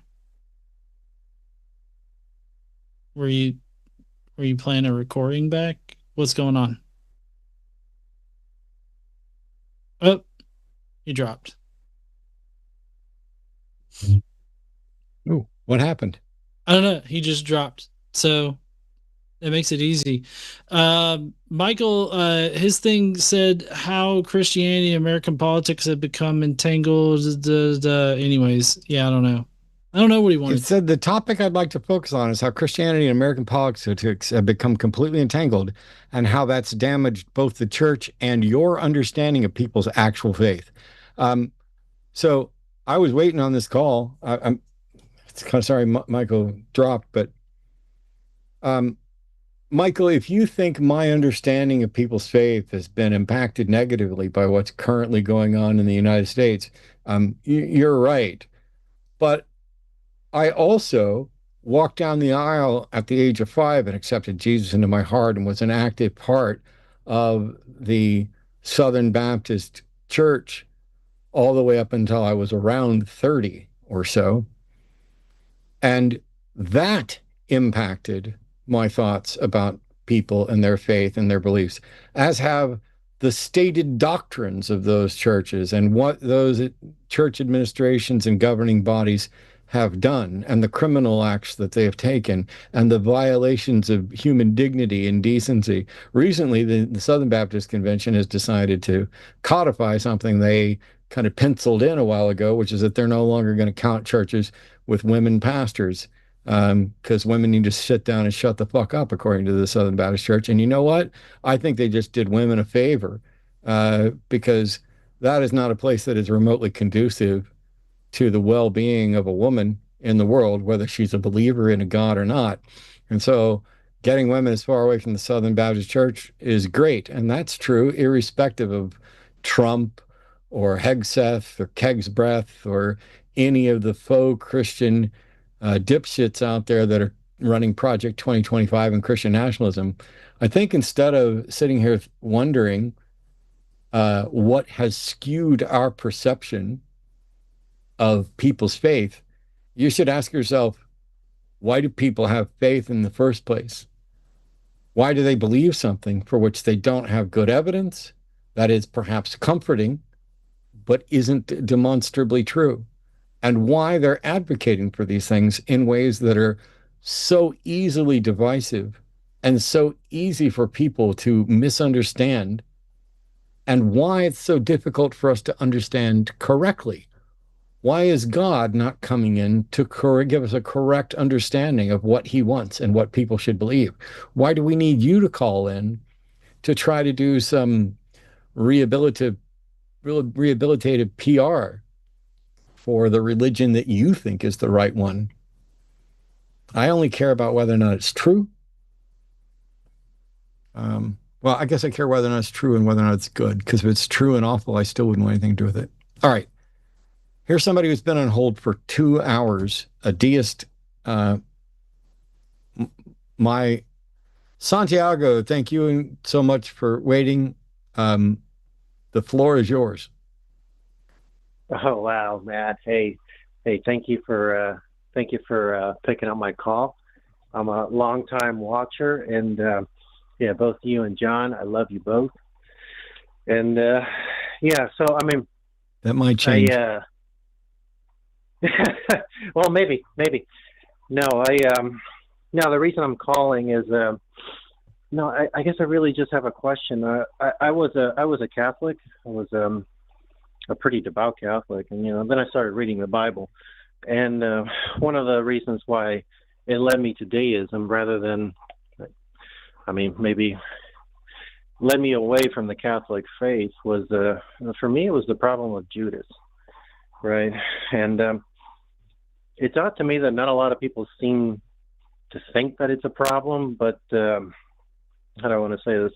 When I read the Gospel of Judas, it was many years ago when it was finally translated, it made sense to me that somebody else back then saw the same problem I did, which is that the Gospels, they don't make sense when it comes to Judas, if you understand what I mean, right? Like, because it seems like the actual sacrifice was not Jesus, it was Judas.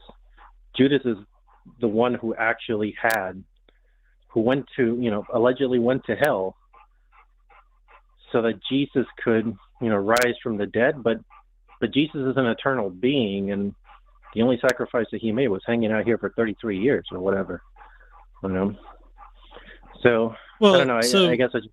I guess the way that I parse out all of that is that Judas is a which this is interpretive obviously, but Judas being representative of like the Jews in general, the Jews rejecting Christ, the Jews rejecting God, because they reject God repeatedly in the Old Testament, right? And so I think that he's just a sort of like an allegory or some other kind of literary device there that's meant to represent the Jews rejecting God's hand or God's love or something like that. We're just essentially rejecting God yet again and being punished yet again.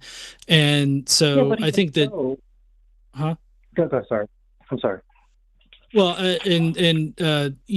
Christ being the Passover lamb or being represented as the scapegoat in that particular respect was, just in place of the is placed in the position of the Yom Kippur ritual, and it's just a way of absolving sins. And the reason why Jesus was sacrificed in that kind of way is that human blood magic is more powerful than animal blood magic, and so as a way of bookending the Gospels, I think that God sacrificing His own Son after so much firstborn son sacrifice that He did in the Old Testament, I think is just sort of like this poetic way that they wrapped up like the story of Yahweh and everything. Not that it ends there. I'm just saying as far as getting to the end of the story with Jesus and whatnot. So I mean, I guess my entire point here is that I think that this is all literary devices, and so like Judas being a sacrifice, Christ being a sacrifice. I mean, I think that all of these things have literary reasons and theological reasons, more importantly, for being in the story, as opposed to like trying to pin which one was the actual sacrifice. And while I agree with you, it's the literary device still makes Judas the actual sacrifice, right? So if Jesus had to die on the cross and he had to be betrayed, then somebody had to betray him. And I guess that's one of the things that I found ugly about that whole situation, is that God, being omnipotent, knew that Judas would betray Jesus. So let me like hold on. So Santiago, in I don't know how well you know the Old Testament, but in the Old Testament, do you know what common pattern is repeated over and over and over in the Old Testament? Oh, humans getting screwed over? Yeah, sure, of course. No. Well, not just humans getting screwed over. It's the Jews, right? God does something for the Jews. The Jews either fall away from God, they get lippy with God, or they reject God in some kind of way, right? And then and then God punishes them.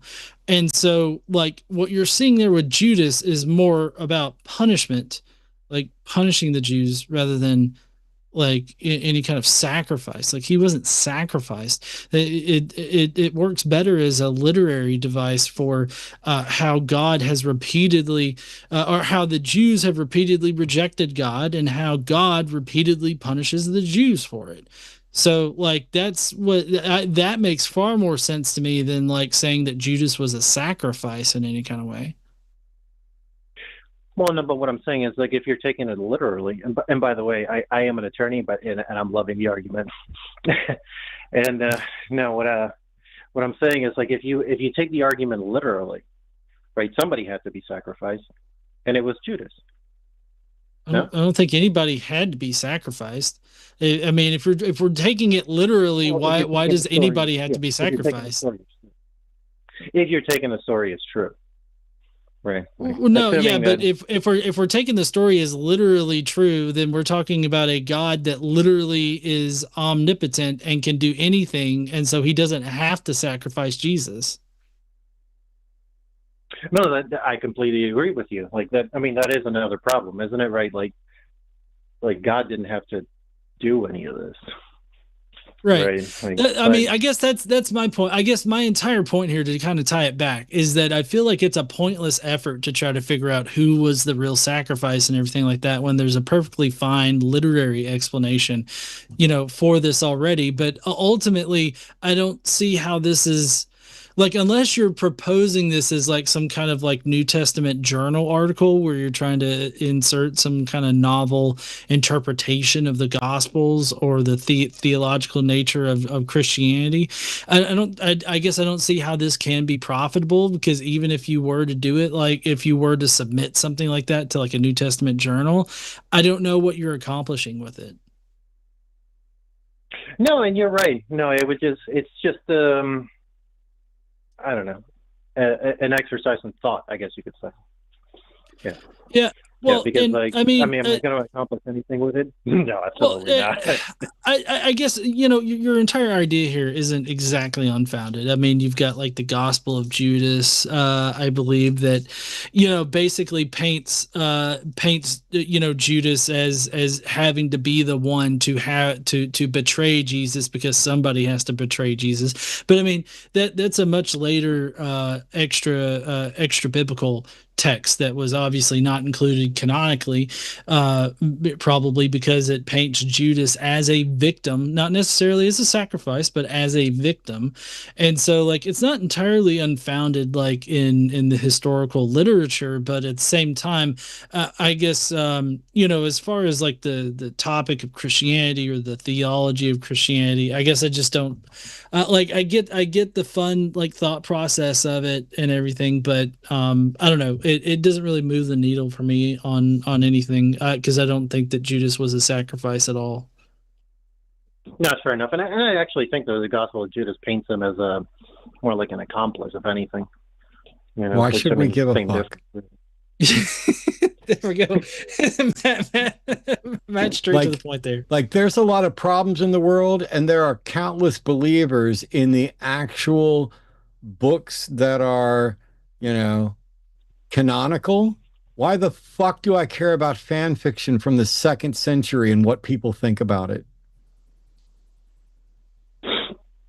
Well, I mean, even without the fan fiction, the problem still exists. No, the problem doesn't exist. I argue that it does, right? I mean, like I said, God is omnipotent, and Jesus had to be betrayed. Did he? And says who? Says what? It says the scriptures. Says which scriptures, and how do you know the scriptures are relevant? And why are you pointing to why are you pointing to non-canonical scriptures? Well, I mean, the problem with canonicity is a different one. But all right. Yeah. Why am I pointing? Hey, why am I pointing? I tell you what, if we're going to to have an argument about whether or not somebody in Game of Thrones had to die in order for Bran to become king, should we spend our time going to 4chan / fiction and reading what they had to say about it too? Objection, relevance. Well, it is relevant. I mean, it's not relevant. It's not relevant. This is not relevant to anything any Orthodox organization or church believes. This is fanfic about fanfic. No. Yes. Even in the gospel. This is what does God need with a starship? This is, oh, could Luke have done this? Oh, did this? No, there's no reason for anybody to give a shit until somebody demonstrates why we should care about the canonical story before we start going to the fucking postscript fan fiction. Well, and that's what I find this mind-numbingly boring as fuck. In the actual canonical story, it's always I don't give a fuck. The world is on fire. Fascists are taking over and shutting everything down. Why the fuck do I care about the gospel of fucking Judas? Look, let's get something straight, man. I am on those lists, okay? The list that the fascists run. Let's get something straight, dipshit. I'm on those fucking lists as well. When I say I don't give a fuck about the gospel of Judas and that it's fucking fanfic and that it's not canonical, I'm fucking correct. This is not in the Bible. The overwhelming majority of believers don't know anything about it. You went and read it and found this interesting because you're engaged in the what if thing. What if about God? What about this? Why didn't it? Maybe it's interesting. So I had this thought. It's interesting that somebody in the 2nd century had this thought as well. No, it's fucking not.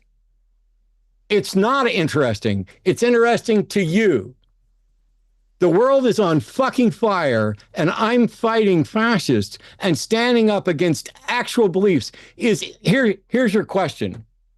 Is any of this relevant to Project 2025? Yes or no? Am I muted? There was a beep there. I'm sorry. You're not muted now. Is any of this relevant to Project 2025? Is any of this relevant to Project 2025? I guess you could say tangentially, yes. Yes, man. Nope, goodbye. It's not relevant to Project 2025. It's not relevant in the fucking slightest. Stop wasting my motherfucking time. I sat through that. I was patient. I pointed out why should we care, and you decided that this is somehow as important as Orthodox doctrine. You decided somehow this wasn't just a waste of time because this is tangentially related to Project 2025. No, it's fucking not. There is nothing cited in Project 2025 that comes from the gospel of fucking Judas or anything at all. The reason you think, counselor, that it's relevant is because you think you're going to find something in some Gnostic text that's going to, wait, do I have a drum roll? No, I just have a rim shot. You think you're going to find something that's going to blow the lid off of all of Christianity in this unorthodox fucking doctrine piece of shit that nobody believes, nobody gives a shit about. This is absolutely fanfic. What a waste of time. All right. We have super chats to get to. I just learned not to beat around the burning bush. Burning bush is the one that needs to go see the doctor. All right. I tried. All right, here we go. We got super chats, and I think I have a new system I'm going to try here for getting them up here. There we go. First one, $10 from Jimmy Snow. Happy Pride. Don't forget to be gay, homies. How could I possibly forget? Oh, I'm not looking at the right thing. I need to look at this. There we go. Yeah. So that one. Go ahead. Yeah, Daniel the Manil says we got Matt and John. That's what I'm talking about. Looking forward to seeing you both at NanoCon and RCR this year. Can't wait to see you too there, Daniel. I'm looking forward to fun, and don't come up to me about fucking deuterocanonical books or fucking Coptic text, because I don't give a fuck. I got enough shit to deal with the ones that people actually believe and know about barely. Venomous says, "Hey boys, tiny support from a trans girl. Really love the content lately, Matt. Thanks you so much." Yeah, thank you. Very kind. Weston Campbell 1268 says, I just tuned in to Jack's call. I remember him. I'd rather wear a suit made of baloney. Baloney in a creek full of alligators than try to find anything profound or enlightening in anything he says. Ugh, Matt. Yeah, could be. $12 for JB Tight. Thanks, mods, and great host combo. Thanks.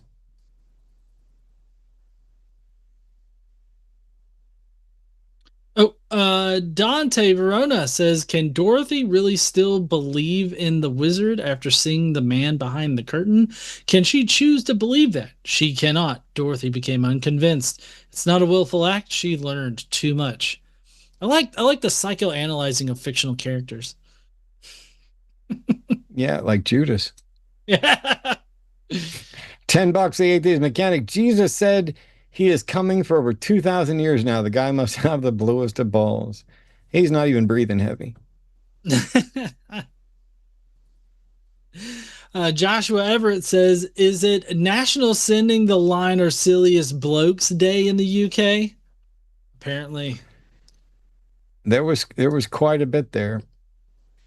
Master Builder 3232. The Christian God created hell because he can't stop smelling the shit out of burnt offerings.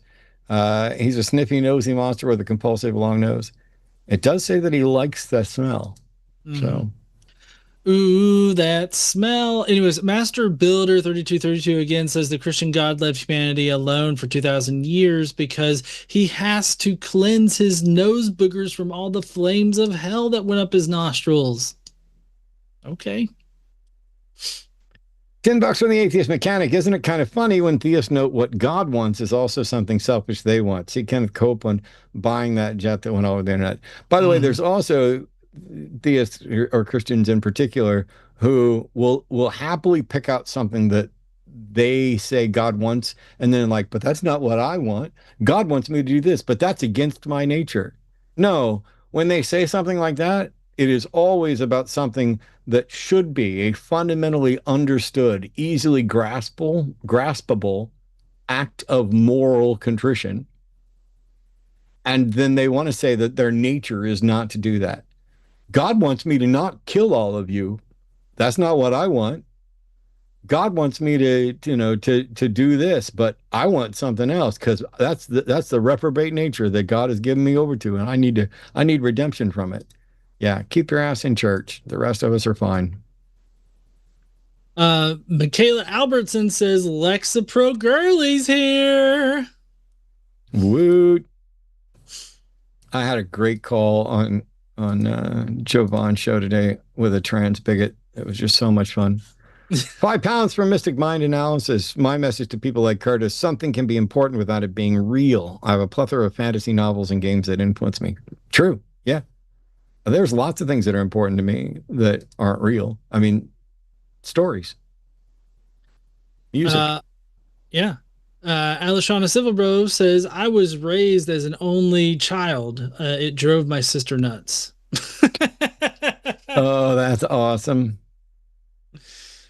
I want to say, no matter how tired I am, no matter how good my mood is and how bad it might end up becoming at different times, huge thank you to everybody who keeps showing up on Wednesdays. This is a bit of therapy.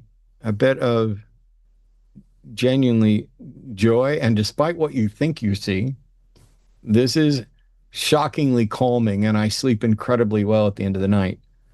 But I don't think there's an, I don't think there, and I don't think I get it all right. I regret a number of different things I say. Like when I told this guy that the only thing I was going to put in my mouth was, or his mouth was my dick. I regret saying that during the show, because he doesn't deserve that. That's a reward. But of all the people here, I don't think there's a single person who has more consistently made me laugh more often than Aliashana Silverbow. And I absolutely feel like whenever we find ourselves in the same place in person, I owe you the biggest belly laugh and a drink.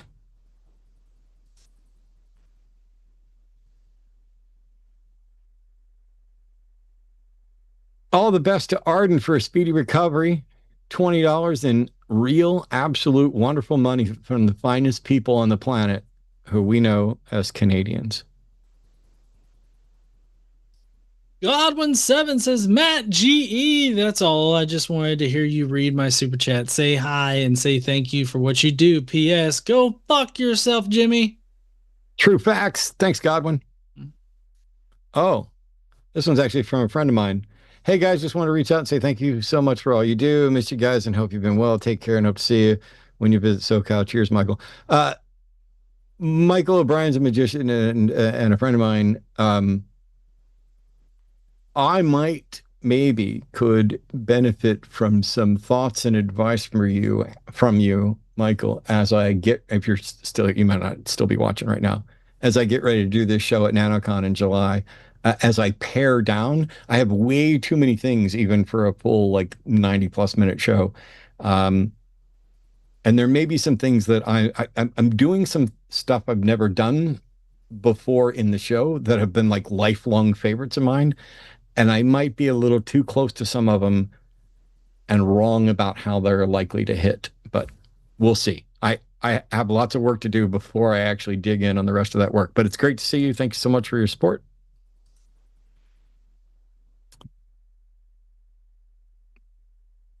Is this me? $5 for the continued Rescue Abby, Jeremiah's wife fund. Sorry, I missed that. All right. FKR S1H says God exists, the universe is it. You, me, everyone. I disagree. Why call the universe God? I agree the universe exists. I don't understand, why would you call the universe God? And I mean, if you're going to dilute the definition of God down to just nature or the natural world or anything, then God is a pointless word. Yeah, it's like, oh, God is love. Well, love is a label that we use for a number of different complex emotions and situations, and it's not something that exists on its own. But, it feels significant because we all understand or think we understand or would like to understand some type of love. But I don't know why call it God. Oh, God is the universe. God is the universal conscious mind. I love hearing that one because now they've moved from something conceptual that they can't demonstrate to something, or haven't demonstrated, to something that apparently isn't true at all. Like, I have no awareness of a universal conscious shared mind. That to me is the wishful thinking that people use to excuse, oh, I was thinking about so and so and then the phone rang. It must be the universal conscious mind. Cool. Or it could have just been that you would have forgot you were thinking about him if they hadn't called, like every other time they didn't call. $10 from Greg Lisk. No being could ever demonstrate a power greater than the ability to manipulate memory. It could make you believe that you'd witnessed or experienced anything. Yeah. Joshua Everett says, I need to put some more thought into Ian's conception of moral objectivity. I've heard it a few times now, but I'm still not convinced. I get it. I did a video on it recently. Ian talked to me. I think it took Ian 5 minutes, one pass, and I think one clarifying question to get me to say, yeah, that makes sense. That is right. And I will adjust how I start talking about morality. And I have since then. And by the way, if it turns out later I've made a terrible mistake and I learn it, I will then have another lesson to teach. But I have no choice but to go with the best evidence supported argument out there. And I don't see how. So at a minimum, this is basically a respin of something I'd said before. I just didn't view it as an objective ground for morality. And that is, at a minimum, you must have the freedom to hold and enact a moral view for it to be of any value at all. Because if you're not free to do either of those things, there can be no moral view. And so that is the minimal, those two things are the minimal foundation required objectively to have a moral view. And then you can, from there, you can begin to derive things from it. And you can go back to the lecture that I did on the superiority to secular morality, where you could begin with any three presuppositions. Be like, health is generally preferable to sickness, and freedom is generally preferable to imprisonment, and life is generally preferable to death. But you could change those. You could say, let's begin with death is preferable to life and see where that leads us. And all of a sudden, you're done. And so if you begin with a lack of freedom of thought to hold a view and lack of well-being and freedom of action to enact a view, you can't even get started. And it doesn't matter whether your moral view is to kill all the humans or seek well-being and improvement for all. And what you'll find is there are positions like killing all humans is not consistent with the freedom to hold a view and enact it.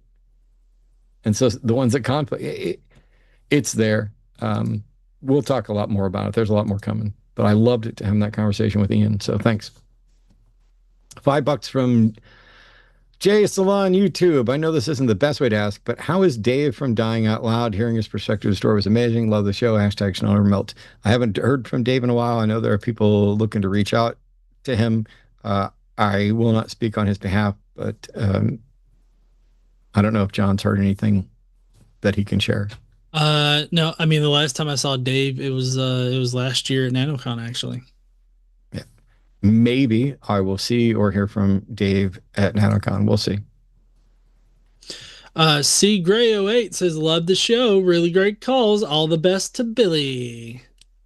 I thought Billy was a really good call. Jovan asked to send in a super. So here's mine. LOL. Well, thank you. Thank you, Atheist Mechanic, and thank you, Jovan. By the way, I had a blast today on Jovan's channel, and Jeff was on there. It was the first time we'd actually done any kind of show together. I think he's phenomenal. You should, anybody who likes me, who likes Jovan, you guys will like Jeff too. And you'll probably see Jeff on an episode of The Hang Up some point in the future.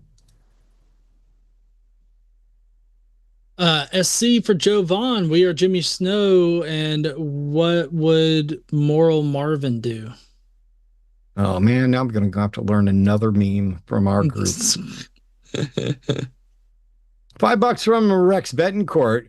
Why would God want sin to exist? He created two forbidden trees, and the serpent that tempted them makes no sense. There's a lot of stuff that makes no sense. Yep. Billy Sipes says, thank you for your thoughts. They really helped, and I really appreciate it. Thank you for taking my call, and I will let you know how it goes. Oh, well, hey there, Billy. Thank you for that $50 super chat. Awesome. Yep. And, that's very kind, Billy. You are well appreciated. Jason on YouTube, $5. More money because Jovan says so. Also went to my first Pride event the other day. Genuinely so fun. Happy Pride. Hashtag you're gay, homie. Yeah, happy Pride to everybody. Even if you don't celebrate it, because I feel like we should force it down your throat.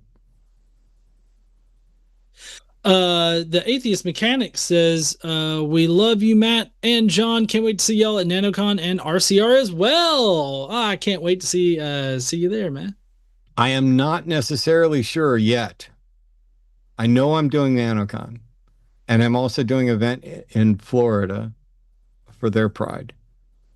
I have given a tentative commitment to Rocket City Reason, and I'm going to try my damnedest. The biggest problem is that it's very difficult for Arden and I to both go to something, given all the animals that we have to take care of. It's not like I can just hire somebody. It's not like oh, take care of the dog. We can board the dog. We can get somebody to look after the cat. When you have snakes, and all the things that go along with that, it's a little more difficult. But I will be doing everything in my power to come down for that event. All right, 2 more super chats. And by the way, shout out to Jimmy, the badass motherfucker, for putting together an incredibly useful interface to change the way we do the work behind the scenes on the show and everything else. I already like it better than the old thing, and would shut the old thing down if I wasn't worried that something's going to break. Is this? This is me. Godfrey and Good, $20. Thank you very much. Is all prayer essentially and inevitably a test of God? Meaning that the person praying either expects God to work in their favor or some other reward of afterlife. It would be for perhaps intercessory prayer, but praise prayer is not a test of God. Prayers aren't always aren't requests for people to answer. And as a matter of fact, from my upbringing, I'm not going to put the Jesus hat back on right now, but metaphorically, if I put the Jesus hat back on, the prayers that you're instructed to pray are not prayers. It's not my will, but thy will. It's God's not a vending machine. And so they're not tests of God. Intercessory prayers, there are denominations that feel that they are blasphemous. And that's why so many different groups will do hey, God, I got a friend and they're struggling. If it be your will to help them, please do so. And in reality, I should do a video on this. If you were to boil that down logically to what it is, it's do whatever you're going to do, God. That's the bare minimum. And then it becomes, I recognize that you're going to do whatever you're going to do. I hope it's this. And do they think that by virtue of them playing this little game, are they going to change God's mind? Was God not going to help them until you said, no, I really hope you do help them. I hope it's within your will to do so, God. It is one of the most devastating lies that theists tell themselves. So thanks for the prompt, Godfrey. I might dig in a little on that for a video at some point. All right, $5. Melatonin Ale. I actually met her this past weekend at the Revival of Reason. And I missed most of the show, but we'll catch the replay. Take my money. Also, much love to Arden and hoping for a speedy recovery. Awesome. I hope you see the replay. When you do see the replay, hey, hope you're doing well. Come hang out. Yeah. We get to interact with her on occasion at some reptile events. Yeah, and she was talking about that. And they are not far. They don't live far from our home, and so it's been nice. We try to keep, I love all you guys, but I don't want to hang out with all of you. And it's not because there's something wrong with you. It's because there's something wrong with me. And I don't have the time to hang out with however many tens or hundreds or thousands of people are doing this at any time. But man, it's really nice when we get to go to conventions. It's really nice when we're at reptile expos. It's nice when we're out and about on the town and somebody, like we were in Dallas at a restaurant, myself and Aaron, and I got up and left and went to use the restroom. And when I came back, everybody was talking about how this dude had come over to the table and recognized Aaron and, was just thanking him, praising and everything else. And I was like, oh, that's cool. And they're like, yeah. And of course he knew who you were. So it's a shame that he missed you. And I was like, well, if he's watching, he'll see me at some point, and he came right back over to say hi. That doesn't happen all the time. But don't think it's unwelcome. I genuinely appreciate being appreciated. And more than that, yeah, I'll go off on a caller and call a spade, and I hate this and I find this annoying and everything else. But at the end of the day, we're building a community, and it's a community that's necessary that we all need to share in. So here we go. I'm going to wrap this up for everybody in the new style. And that is, thanks everybody for tuning in. Don't forget to go to linemerch.com, patreon.com/calltheline. Like, subscribe, share the news, spread the word. We'll see you next time. Bye-bye. Bye, everybody.